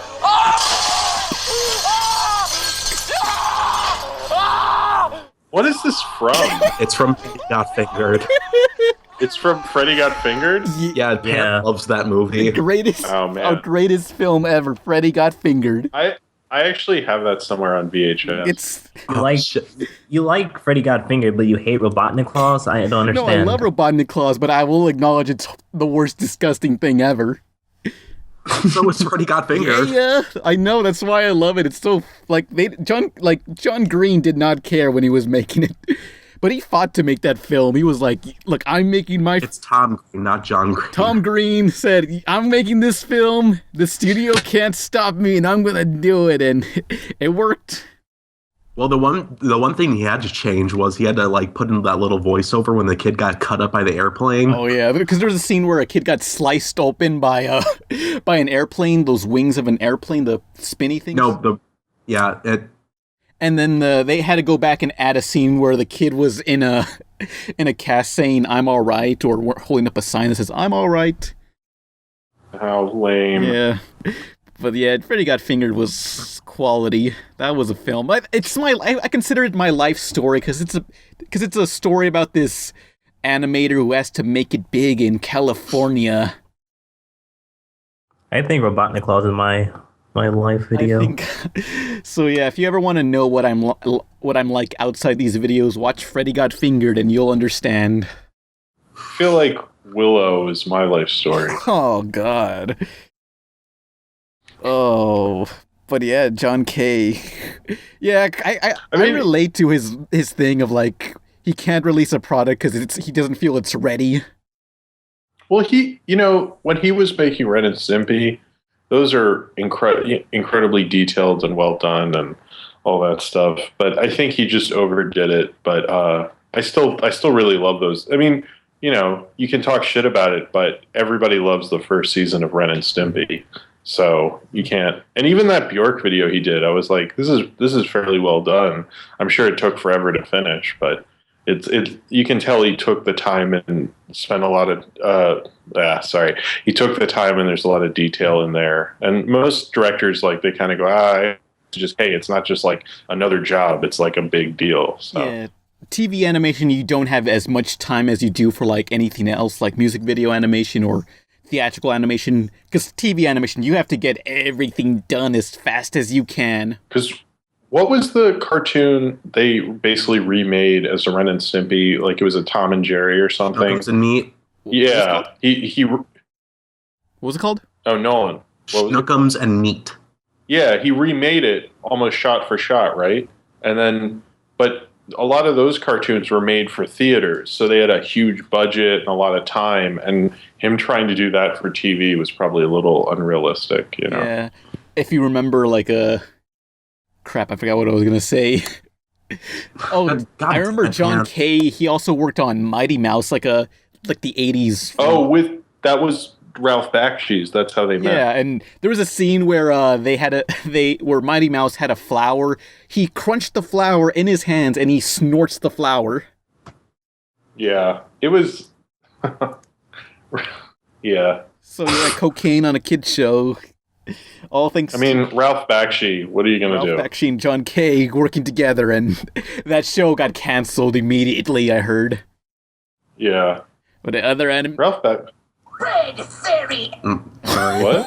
Oh. I watched. Oh, what? Oh, hey, but the music video. Let's talk about the ones that you find online, like Me, Me, Me. You. Yes, me.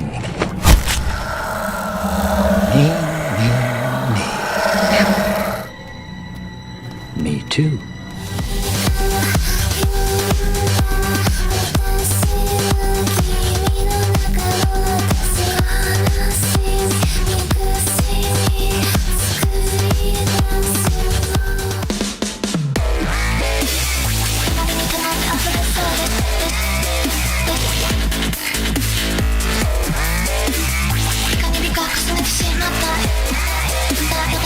Oh yeah, that was a good Spank video. Anyway, yeah, porn. Me, Me, Me. It's this animated music video by the director of Evangelion and some other guy, I forget who. But basically, it's Miyazaki. Miyazaki did not work on that. Anime is a disease. This is a part of what he's trying to say. He made a different music video. Anime is filth. Okay. It was a mistake. Those were all fucking slanderous lies, although he did hate the word otaku. That's actually real, that he did bash on otakus. Yeah. Well, Miyazaki's a faggot, so... You, Miyazaki, I'm an otaku, and I love Japan more than America. I was Japanese in a other life. You just don't know it. Oh, so yeah, Me. Basically, it's about this loser who's watching a bunch of anime music videos about this girl, and it's her shaking her ass, and then the girl turns real and she's a monster, and it's this disgusting-ass porn anime music video that's supposed to be a commentary. It's like, hey, don't jerk off to cartoon characters, but here's a... Even though that didn't work at all, and people... Yeah, I think people ended up jerking off to that video. Yeah, they do. Fishin' mailed. Yeah. I mean, it's like self-aware masturbating. Yeah. So I guess that shows how far we've come. As long as the porn is self-aware to its porn, it's not porn. Yeah. No, I don't. It's symbolic, you see. Then it's a parody, Yeah. like Zontan. Yeah, shut up! I'll kill you. Yeah, it's doing it ironically, so it's parody. You know, it's not porn. It's appropriate. No one's gonna fap to this. Anime was a mistake. Oh my god. You know? Man, you're so full of fucking garbage. I just like how the creator of Evangelion always tried these projects just to say it's wrong to masturbate to cartoons, but it just never works. What do you mean if I have scenes that exist for nothing more than cheap smut that people are gonna masturbate this? I don't get it. That kind of takes it back to when I try to pause like videotapes on nude scenes when I was younger. With a VHS? Yeah. Wow, that's the footage. It's going to be all scratched up. Hey, it was a dark time then. I know what you're talking about. Oh, actually, there's a whole thing about how projectionists for movies would, if there was a nude scene in a film, they would just take the frames out of the best parts. And so by the time this reel would go around to various theaters, the sex scene would be infinitely shorter by the time it made its way through a couple of theaters. I actually heard, what was that movie? The one where the lady spreads her legs on the chair thing? What was that movie? Oh, what, Flashdance? No, that... Oh, Basic Instinct. Basic Instinct. Apparently, I don't know if this is true. Like, I don't know if the scientists did research on this, but the scene where she opens her legs for 1 second is the most paused scene in movie history, which I don't know if that's an actual thing. Because it's like, I don't understand how you could record that. Because if it's like with DVRs now, I know that information goes back to the company, but unless VHSs were watching us this whole time. What the fuck? What? Wait. What? Why were we trusting these things? They were sentient. They knew everything about us. DVRs record where we pause the movie? Wait. Oh yeah, dude. Everybody knows that. You didn't know that? Fuck. You didn't know that? They know what you DVR. It helps with TV rating. I'm going to heck. You haven't seen your online profile of Pan's DVR history? Oh, hot doggo. Nolan and I were laughing about it the other day. Wait, we were? Wait, then who was I talking to? What the fuck? Oh my god. Wait, why were we trusting these VHSs in the first place if they knew how much we were pausing them? $120 for a VHS DVD combo? Are you What about serious? the scene where the scene where the Jessica Rabbit spun around? Oh, that was a big one. Yeah, for Laserdisc. Laserdisc. Yeah, didn't they cut that scene out on the DVD? Oh no, yeah, that didn't make it to home video. That was just on in the theaters. Oh, what? So it's not in the actual releases? I think it's on an early VHS, but I think it's not on the DVD. And Laserdisc too. Oh, it's Laserdisc? Okay. Yeah, I don't know. Because that was the appeal. Because back in the day, when you with the Laserdisc, you could do it scene by scene, and you could just get it precise. I heard, and that was the big I heard deal. Laserdisc was actually has better quality than DVD. It's about comparable. Yeah, but I heard the rewinding was far superior. Kind of. If you had a really, really nice one, but to get your hands on one of those, I think is nearly impossible. I sort of have one, and they don't work that great. I mean, it's the same as DVD quality. It's just that the certain things that aren't on DVD that are on Laserdisc look amazing because you have nothing to compare them to, other than shitty quality copies of them. So that's probably why people think that. Yeah, Laserdisc was the future. Other music videos for 3 weeks. Oh, hey, you keep jumping off this topic. Oh, I'm sorry. Who, me? I don't know. Everyone, we all do. Oh, I was about to. I thought what were you gonna say? I was trying to come up with one. What were you going to come up with? Sorry. This. What's going on? I figured out. I recall. This is getting surreal. This 1 week there was 3 animated music videos released online. The first and most famous one, I guess, for internet people is the Ghost Hunters. Wait, what's it called? Ghost. Oh, Mystery Skulls. Mystery Skulls Ghost, or whatever. Ghost House. Yeah, that one was great. No, it's called Roadhouse.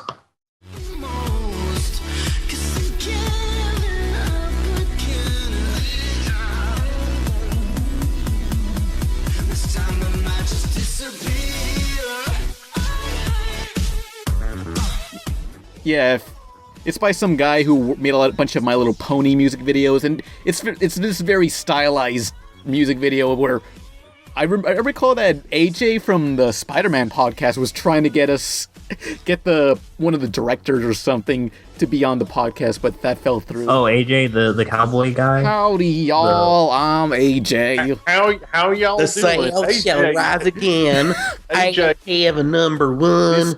With AJ's here to talk about this music video. Howdy, y'all. Howdy, y'all. Get along, little doggy. Get along. Get along, little pony. I certainly thought that music video was fantastic. Yeehaw! But anyway, all these people want to fuck the ghost that was in this music video. Because it's basically a Scooby-Doo parody. And I don't know anything about the actual band, the Mystery Skulls. I don't know if this existed before the music video or not, or if it's the actual thing, or if they own the characters or whatever. But yeah, people want to fuck this skeleton thing because there's a bunch of fan art of the skeleton guy on Tumblr. Porn. Yes. Yeah.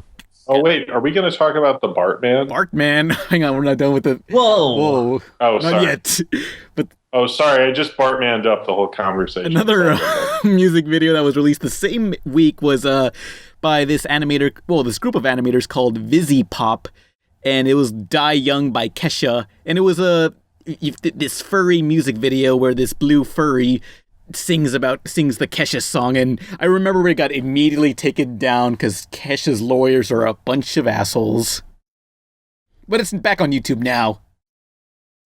Well, it's all good. Yeah, Kesha it honestly scares me a little bit. What? Yeah. Why? The main lead just terrifies me. I just like the... So I feel like she's going to jump out of the screen and rip my throat out. That's every time I watch a show. I hope they come out of the TV and rip me open and sleep inside me. Oh my god, Pan. Yeah. But yeah. This podcast is becoming like a surreal play rather than a podcast. But I like the way the VisiPop draws their furries. They're more dynamic. Because whenever someone draws furries, they're always like either Disney looking or they look like anime characters. But here, they're more like super dynamic, angular characters you would see on, like, I don't know how to describe it, like Dexter or whatever. Yeah, 90s. Yeah. Fuck. Yeah, anyone have anything to say about the music video? I have not seen it, so no. Nice furry tits. Yay. I'm gonna fuck Mystery Skulls Ghost. Yeah. I guess I'll link. Man, you're being really loud. I'll include a link to all these music videos in the description. But the third music video that came out, which was my favorite, was this was by Freak Kitchen, Freak of the Week. That's what it was. It's this. I think were they Swedish? I don't know, but it's this metal band. Anyone see that music video? No. It was. It's actually the best animated of all the three. Well, one of the best animated music videos I've ever seen because it's done by a former Disney animator who worked on Tarzan and. I'm your freak of the week.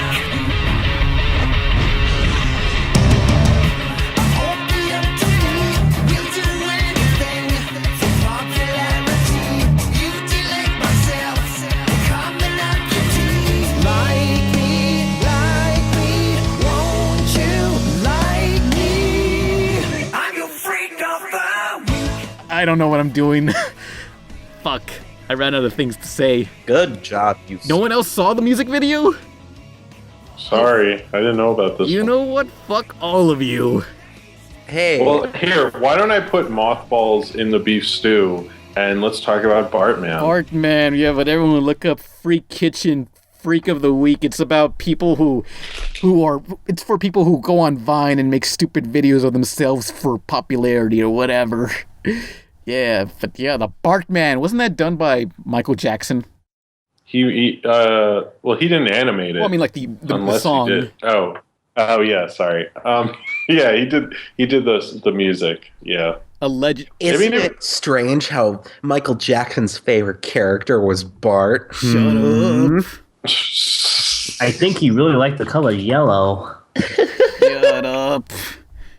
But yeah, I like Bartman was awesome because anytime I was a kid, and that was a big video, I'd try to watch like MTV's like top 20 or whatever just to see Bartman because it was, I don't know, it was cool. I like that song still. It's fairly early. Yeah, it was made back when like season 1 Simpsons, which all the character designs are very off model. Brad Bird directed the Bartman video. Yeah, the Incredibles director. I'm a little concerned about how Bartman, like the song Bartman, has nothing to do with the superhero Bartman. This was way before. Like that's the problem with a lot. Yeah, this is before. This is a problem with a lot of early Simpsons merchandise and stuff because the Simpsons arcade was made when the first season was barely out, so that's why there's hardly any reference to anything Simpsons. There's just like random wrestler guy as the villain and 3 kids in a giant trench coat as a villain, whatever. Well, why? Why did they make a video game out of it, out of the first season? Was it like the that first popular? season was huge. It was like it like exploded when it first came out because you didn't have a primetime cartoon on TV since like I think Johnny Quest in the early 60s. So there was just like a lot of I think pent up demand for something like that. Yeah, and then a bunch of other companies tried making their primetime cartoons like Fish Police and Family Dog. Well, you had the same thing that happened after South Park exploded when it came out. Yeah. And every network had a cartoon, and they were all home movies kind of came out of that. Family Guy got picked up because of that. But there were a bunch of others like God, the Devil, and Bob and stuff like that. So. Yeah, but none of them lasted as long because if you remember, there was one Halloween episode of The Simpsons where they're going past all these tombstones and you just see Fish Police and Family Dog on one of the tombstones. I mean, it was hard to. It's hard to launch cartoons in prime time, especially when you're like CBS or ABC or something, because it doesn't really like with Fox. It seems to work because of The Simpsons, but you can't really have like, oh, here's Modern Family, and now let's have Fish Police. It just like doesn't really gel very well. So I've never seen Fish Police. Has anyone seen Fish Police? I've never seen. Although I actually had a Fish Police shirt when I was a kid, but I've never watched them. Oh yeah, didn't you had no idea what it was from, and someone told you like, hey, that's Fish Police. Yeah, I didn't know. I thought it was just this weird shirt my mom got me, which is true. And then someone was like, "Oh, Fish Police," and I was like, "What did you just call me Fish Police? Is that a nickname?" Were you about to start a fight with that guy? I was like, you got a problem, motherfucker? Fish Police is about to give you some. Fish Police is going to give you some gills. No wait. Another thing about animated music videos, Cartoon Network Groovies. Oh yeah, those were. Those were awesome. Yeah, all of the Cartoon Network shows had one. Because I think my favorite was the Ed, Edd and Eddy one, The Incredible Shrinking Day. Sun's up, I hit the floor.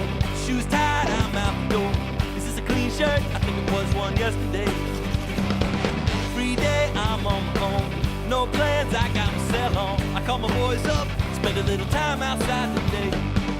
Never like being in when I gotta be. Never like being told who I gotta see. I like no commitments growing up around me. I'm not coming in anymore. My favorite was Jabberjaw. I hated The Incredible Shrieking Day because it was animated weird when I was a kid. They had all the what was that compilation album, and Cartoon Network worked on it, where it would have all these bands doing old Saturday morning theme songs. Yeah.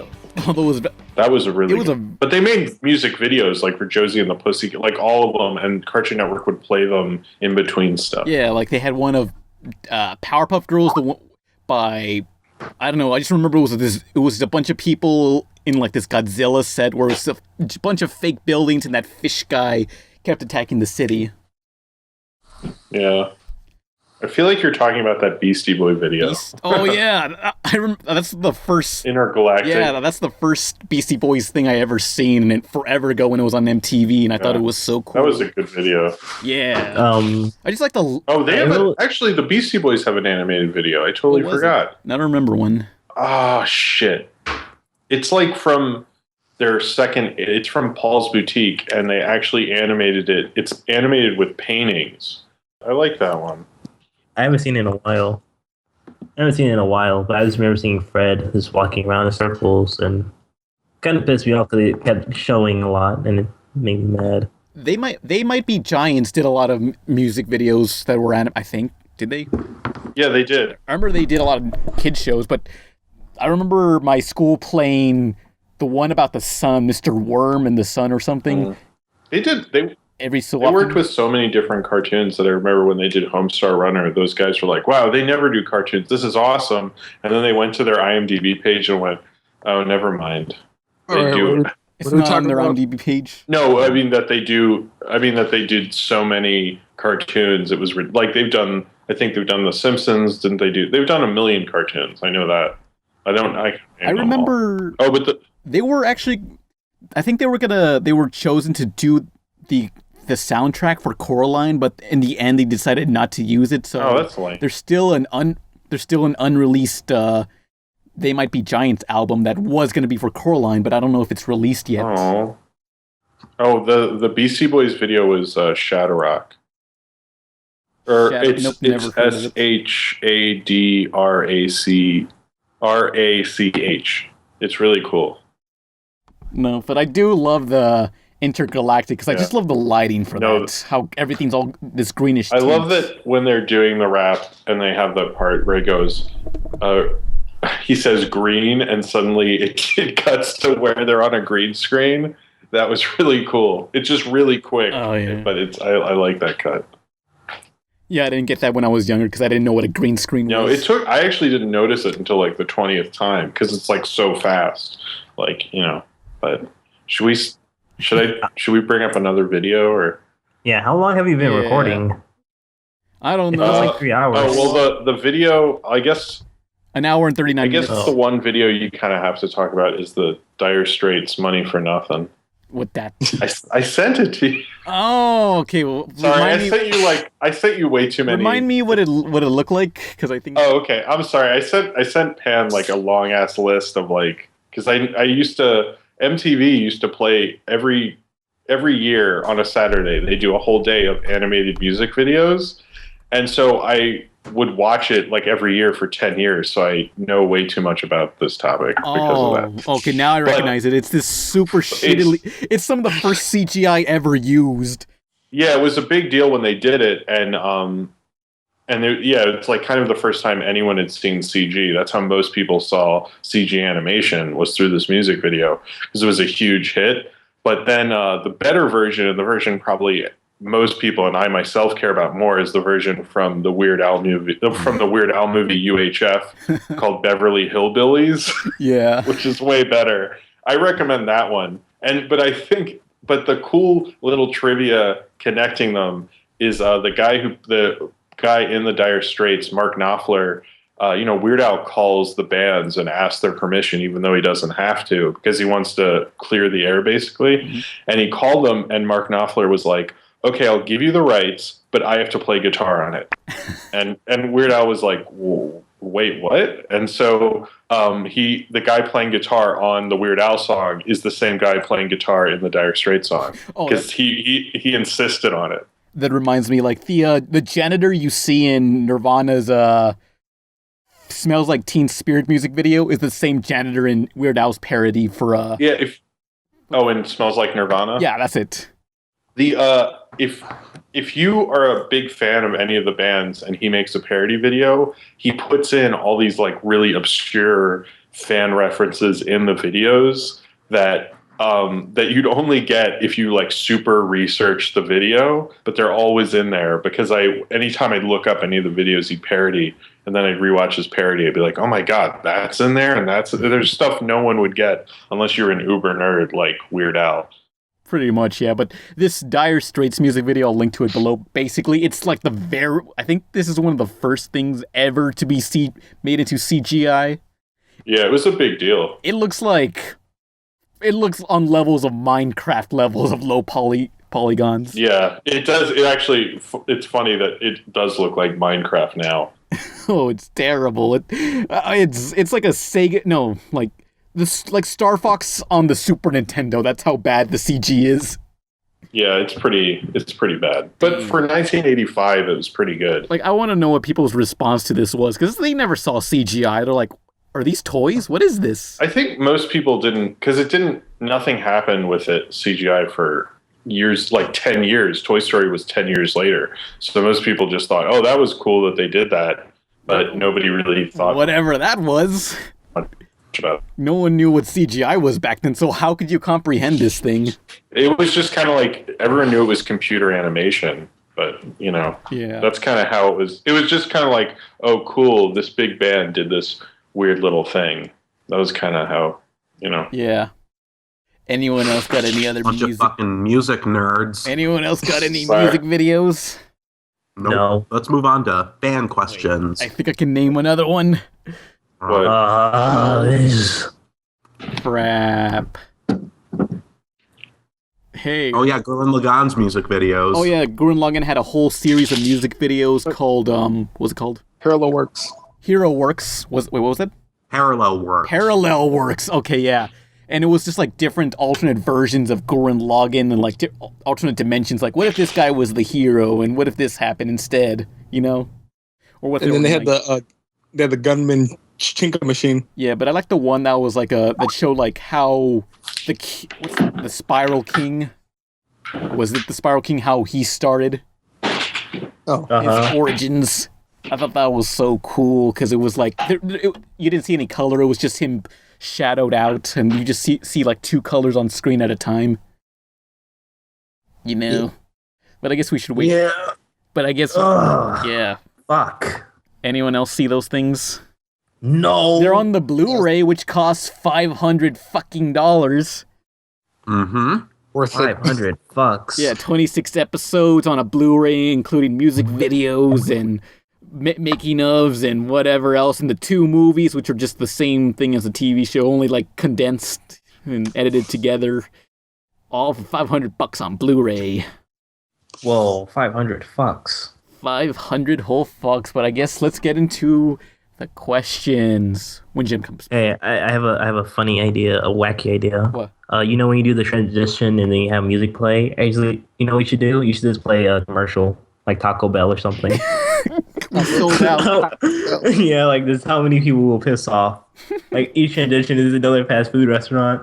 We've sold Taco Bell and then McDonald's. This fucking Yo quiero Taco Bell. Let me stop recording just to make sure everything's here. What is your favorite color? On to the question. Oh, no, wait, guys, we forgot about Studio Killers. No, we didn't. I don't know what that is. Okay, well, fuck all of you then. Studio Killers is basically a virtual band, and no one knows who they are except for the voice of Cherry, which is this girl that does the singing for them, and she is fine. But they only made 2 music videos. And they're dead now. Yeah, they're great. I don't know anything about music, so that's why I suck at this. This was a bad idea for a podcast, because I know nothing about music. But let's get into the questions. So easy to dip, so hard to put down. New rolled chicken tacos. Tasty shredded chicken, all rolled up with your choice of dips. Only at Taco Bell. Jack in the Box's midnight meal is the best meal ever. I do like... You know, you can get a $5 meal from Taco Bell. It's pretty hip, yo. I recommend the loaded nuggets. It's basically nuggets covered in cheese and bacon bits. It's the greatest thing ever. I had an amazing meal at Taco Bell the other day, and it was just some of the best times of my life until I got food poisoning and started vomiting violently all over. Jim, we're sponsored by them. Don't talk. Oh, I'm sorry. I'll rephrase the story. I was having a great meal at Taco Bell until one of their employees came up to me and said lots of racist epithets, and then said, corporately, we all agree with what this employee said. Oh, man. Damn. That's where me and Emily met at Taco Bell. Shut the fuck up. I don't know who you are, you fuck. I walked into the men's restroom, which is very clean, by the way, and I just see... Okay, I know this story's a lie because you said that. I don't go into that restroom, you sicko. This podcast is just a total fucking disaster, honestly. I just hear screaming. I just hear screaming and blood coming out of her, and there I see her, Emily. It was like love at first sight. Oh my god! Shut up! Oh, sorry guys. My mom said I had to take care of my little sister, Emily Vasquez. Sorry, everyone. She'll go away. I wonder how you're gonna edit this. This does seem like a disaster. Yeah, how are you gonna fucking edit this, you stupid shit? It's okay, babe. It's okay. Shut up, Emily. They'll find a way. Shut up. Oh, what the fuck? Fuck you. Don't hit my girlfriend, Pan. She's an asshole. I cannot honestly wait to get off this fucking call and go. I took her to the prom, Pan. I can hit my little sister if I want to. I took her to the prom, Pan, and I brought her home before midnight, so... I didn't go to the fucking prom with you, you fucker. Yes, fuck you. In a family therapy set. I think me and Emily need a relationship counseling. Who the fuck are you? I don't know you. I've never seen this person, Pan. Is this one of your fucky friends that you fucked? So, first question. I'm hoping that. Oh, okay. I thought everyone's just slightly less. First question. Okay, well, hopefully we'll get some counseling. Emily has to go now. We'll never see her again for a while. But yeah, we have a date questions. Questions. If anybody has any questions, please start your question with the word question so it's easier to find on the YouTube channel. So, question 1 by John Apple. Have you all ever gotten in trouble for drawing anything before? No. My brother and my family made fun of me for drawing a girl when I was like 5 and I didn't know what I was doing really. So, that's something. I remember when I was 6 years old in first grade, I threw myself throwing a bomb at the school. How'd that go? They put it in my file and called my parents. Damn. Well, I remember drawing something very terrible when I was younger, but I'm never going to talk about that story ever because I'm too ashamed. But anyway, there was this other time where I was drawing this character from some artist that I knew and really liked, and it was their character falling down a flight of stairs, and I saw them. I just posted on Tumblr. I assume like maybe they'll think it's funny that I threw their character down the stairs. It's funny, and then I see on Tumblr on Twitter they're talking behind my back saying, I usually like drawing for my fans at Comic-Con, but when they draw my character falling down the stairs, it's too far. And I read that as like, uh-oh. And I felt so bad, and I wrote a really long apology, basically crying, saying, I'm so sorry, I thought it'd be funny that they're falling down the stairs. But wait, who was it? Shut up! Yeah, we're cool now. They like me, they're cool. Yeah, and I was pretty pissed from that. Yeah, but okay, I'll cut it out, but yeah. My dad is like a really hardcore right Republican dude, and he found out I drew porn. Oh, by the way, never. So yeah, anyone else got in trouble for drawing stuff they shouldn't have? I think I drew a dick on the board, an accidental permanent marker, and I didn't know when I tried to erase when the teacher walked in. Who's been drawing dicks? Nice going, XLR. You gotta check if it's permanent before you go on the dry erase board. It was me and my cousin. I was like, oh shit, You fucked up. You fucked up. Now everyone's gonna know you've been drawing dicks. I was like, oh shit, I tried to hide it. You're fucked now. I drew like regular marker over it. Like I was like, okay, maybe they will never notice. You try to make it form into another animal or something, so they'll never know. You make it into a ghost or a rocket ship. You fuckers. Okay.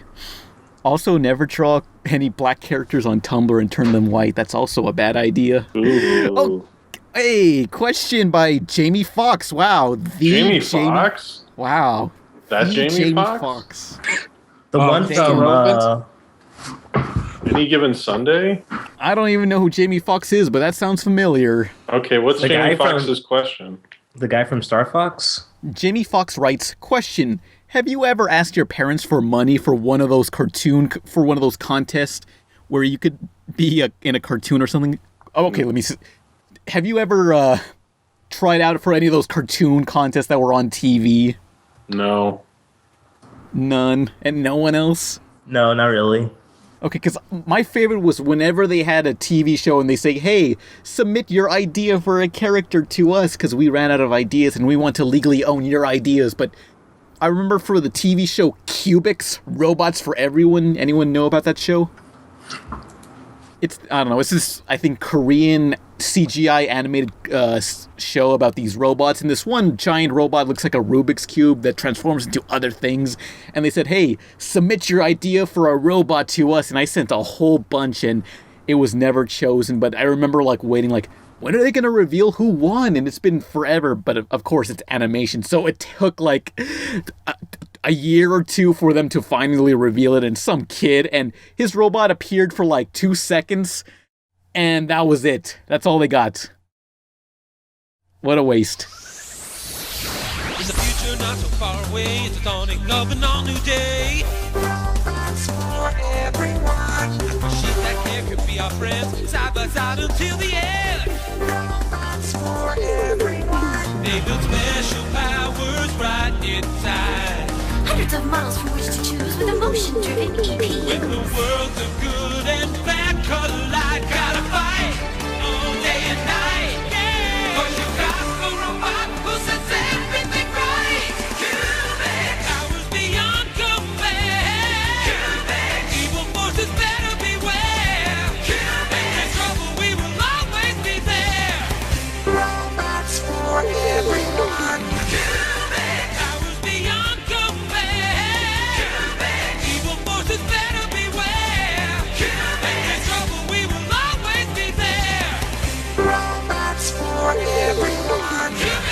Oh, but there was this other animation contest. Do you guys remember the animation block Magoozy? It was kind of like Hello? Who left? No one. I think XLR left. Well, fuck you, XLR, you piece of shit. Wow, he really hated Magoozy. Anyway. I think, well, listen, since XLR isn't here, I'll fill in the blanks for you. And that XLR tried to submit something to that contest. And not only did they reject him, they called him and told him it was terrible. No. So he doesn't like to talk about that. So that's probably why he left. But for this contest by Magoozy, okay, so Magoozy was this animation block that showed French animes like Totally Spies and Teen Titans. And it was, well, that's not French, but you get what imitation animes. So they had this, it's hosted by this little girl and all these sea creatures underwater, and they say, hey, submit your idea for a character that gets to join us. And the one who won was this character called Yoke. It's basically a complete ripoff of the Yokians from Jimmy Neutron, because it's this thing in a shell, a glass shell, and it's made of slime. And that kid won, and I'm kind of mad, because they showed a commercial where he gets to go to William Street in Atlanta, where Adult Swim and Toonami is made, and he got to see everything there, and it's not fair. He ripped off the Yokians. That's that fucking kid. Fuck that guy. Sorry. I don't know who yeah, fuck him. Those contests were bullshit. I wish a cartoon would do that now, even though they'll probably say no one under 18 is allowed to join. Damn. Because so many people make these OCs of Steven Universe. Like, there's so many like other gems that haven't been shown yet. So fans make their own OCs. Like, that would be a great contest if they did that. Yeah. I'm kind of daydreaming here. Fuck all of you. Okay. But yeah. So none of you. What? Tried out. No, I've never done that. Oh, you all suck.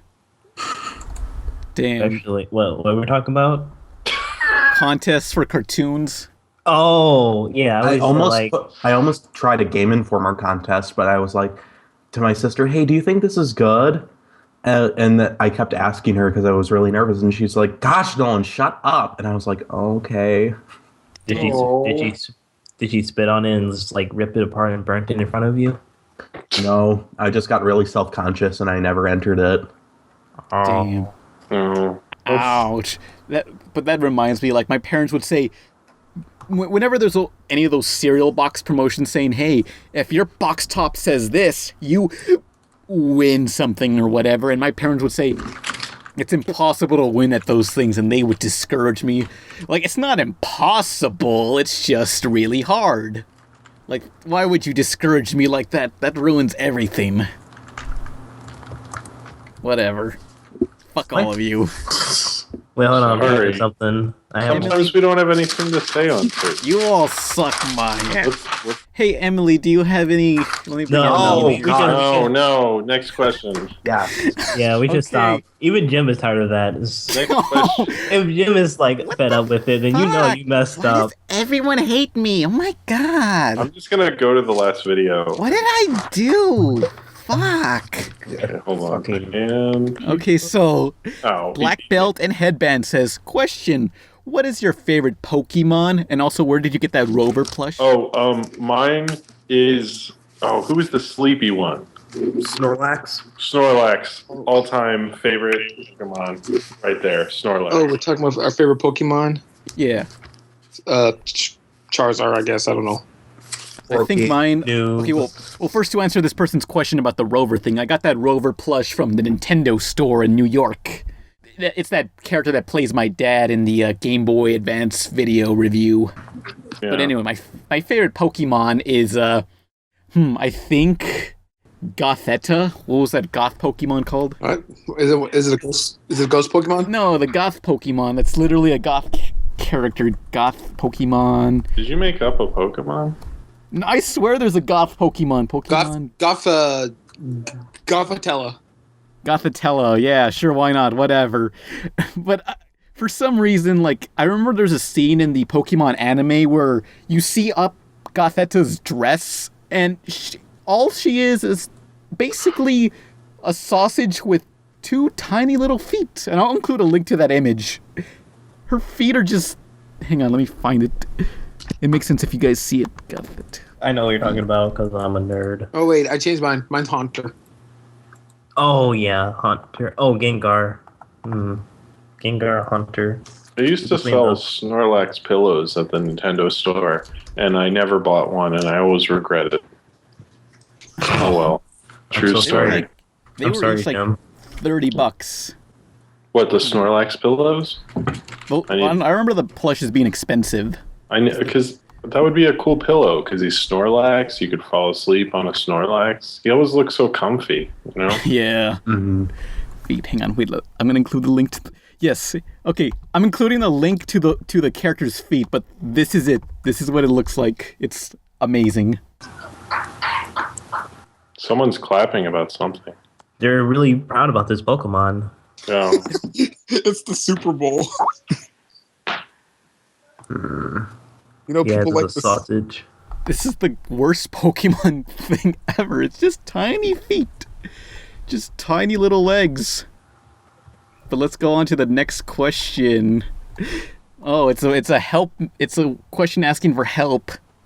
Crashing X Storm question. Hey, podcast. So I'm a junior in high school and time's starting to run out for me to decide what college to apply to. And at the moment, my main focus is to go into cartooning and maybe animation. So I'm just curious on whether or not to go to art school, like the Art Institute in Chicago, or just a general university.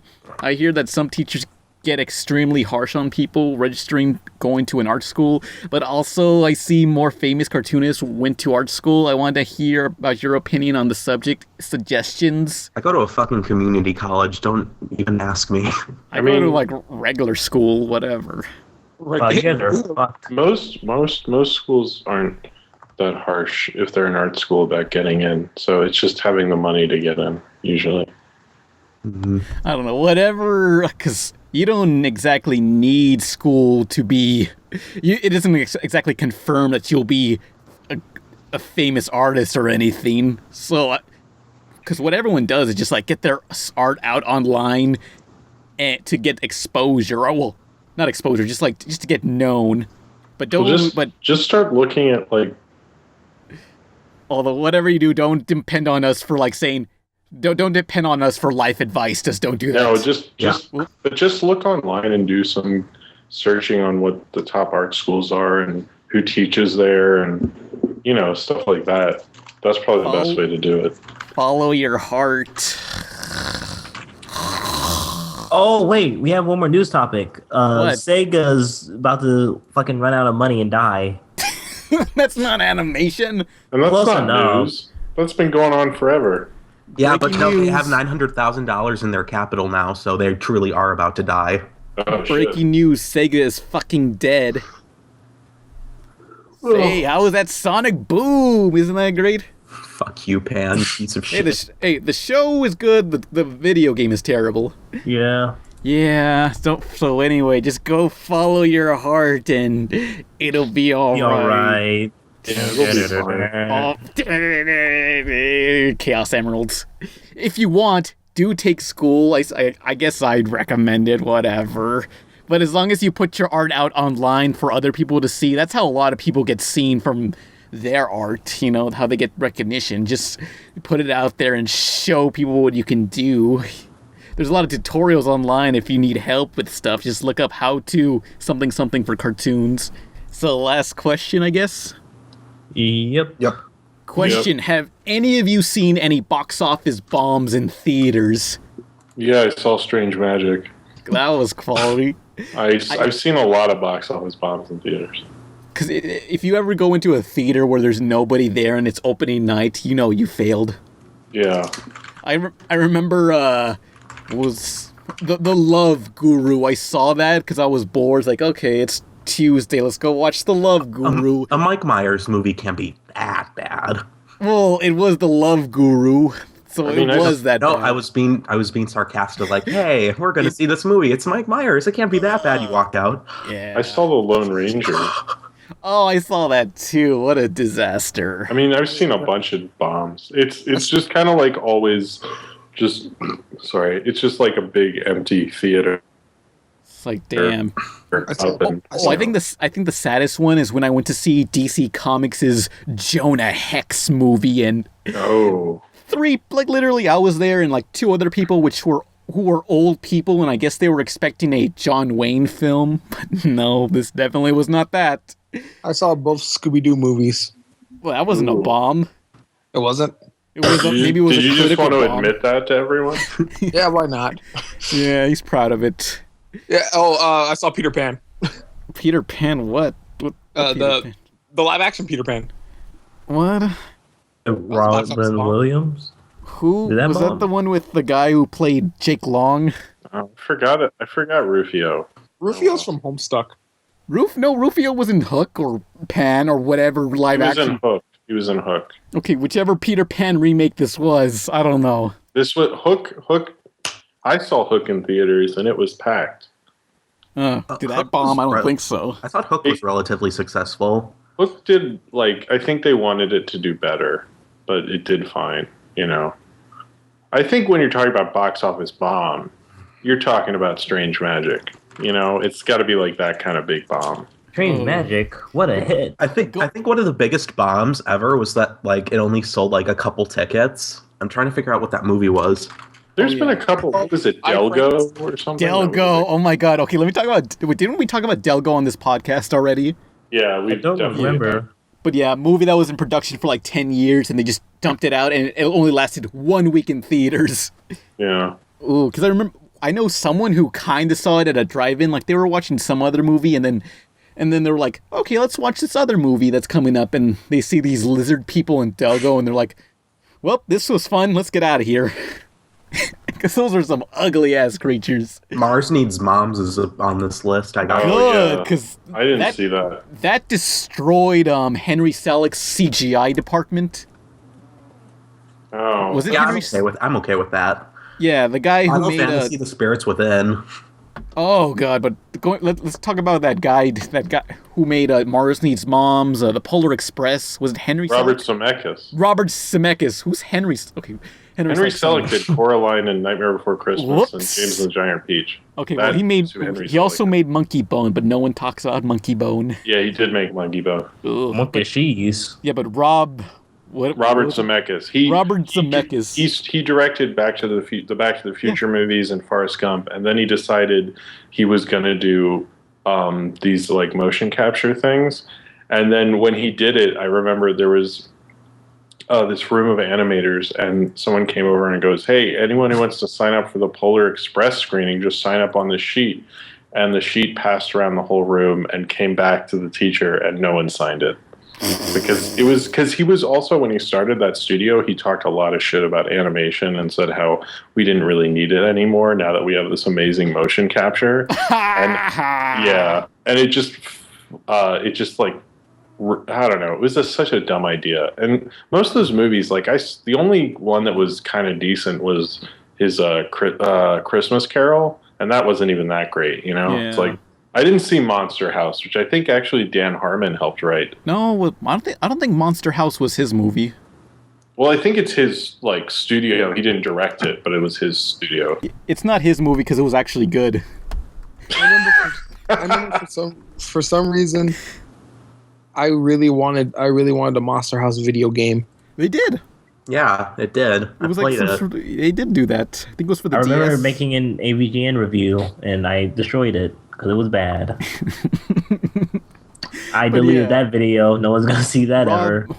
Henry, whatever his name was, he was gonna remake the Yellow Submarine, the Beatles. Oh, we didn't talk about the Yellow Submarine, motherfucker. This is the worst podcast we've ever recorded. That's a movie. Those weren't released as music videos. Oh, whatever. So that's because I thought of that too, but I was like, well, it's not a music video. Who cares anymore? But yeah, he was gonna remake the Beatles' Yellow Submarine in this CGI style, and there is some concept art released, and it kind of looks like the Tim Burton Alice in Wonderland, where it's this grimy, exaggerated style, and it just doesn't look appealing at all. It kind of takes the magic away. Horrible. It's good thing that studio shut down, otherwise we'd have to deal with that again.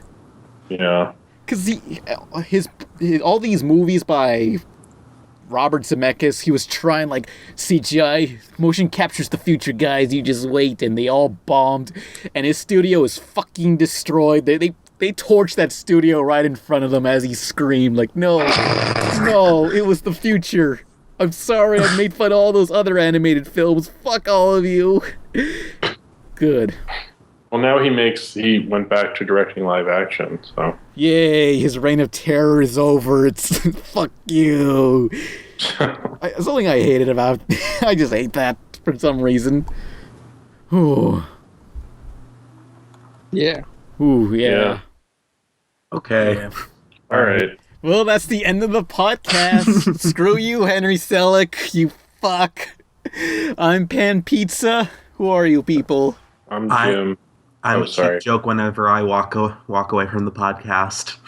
Yeah, rocket power rules, whatever. Yeah, is everyone else? Oh, I'm XLR. I'm pretending to be XLR, because he's not here. I'm XLR. I'm XLR, and I'm Emily's boyfriend. I'm Emily, and I don't fucking know you. Holy fuck. That you didn't say last night. Goodbye. Shut the fuck up. Oh my god. So anyway, goodbye everyone. I'm gonna check if I have herpes tomorrow, okay? Okay. And I'm Bye. Ken. Bye. Bye. Fuckers. Who?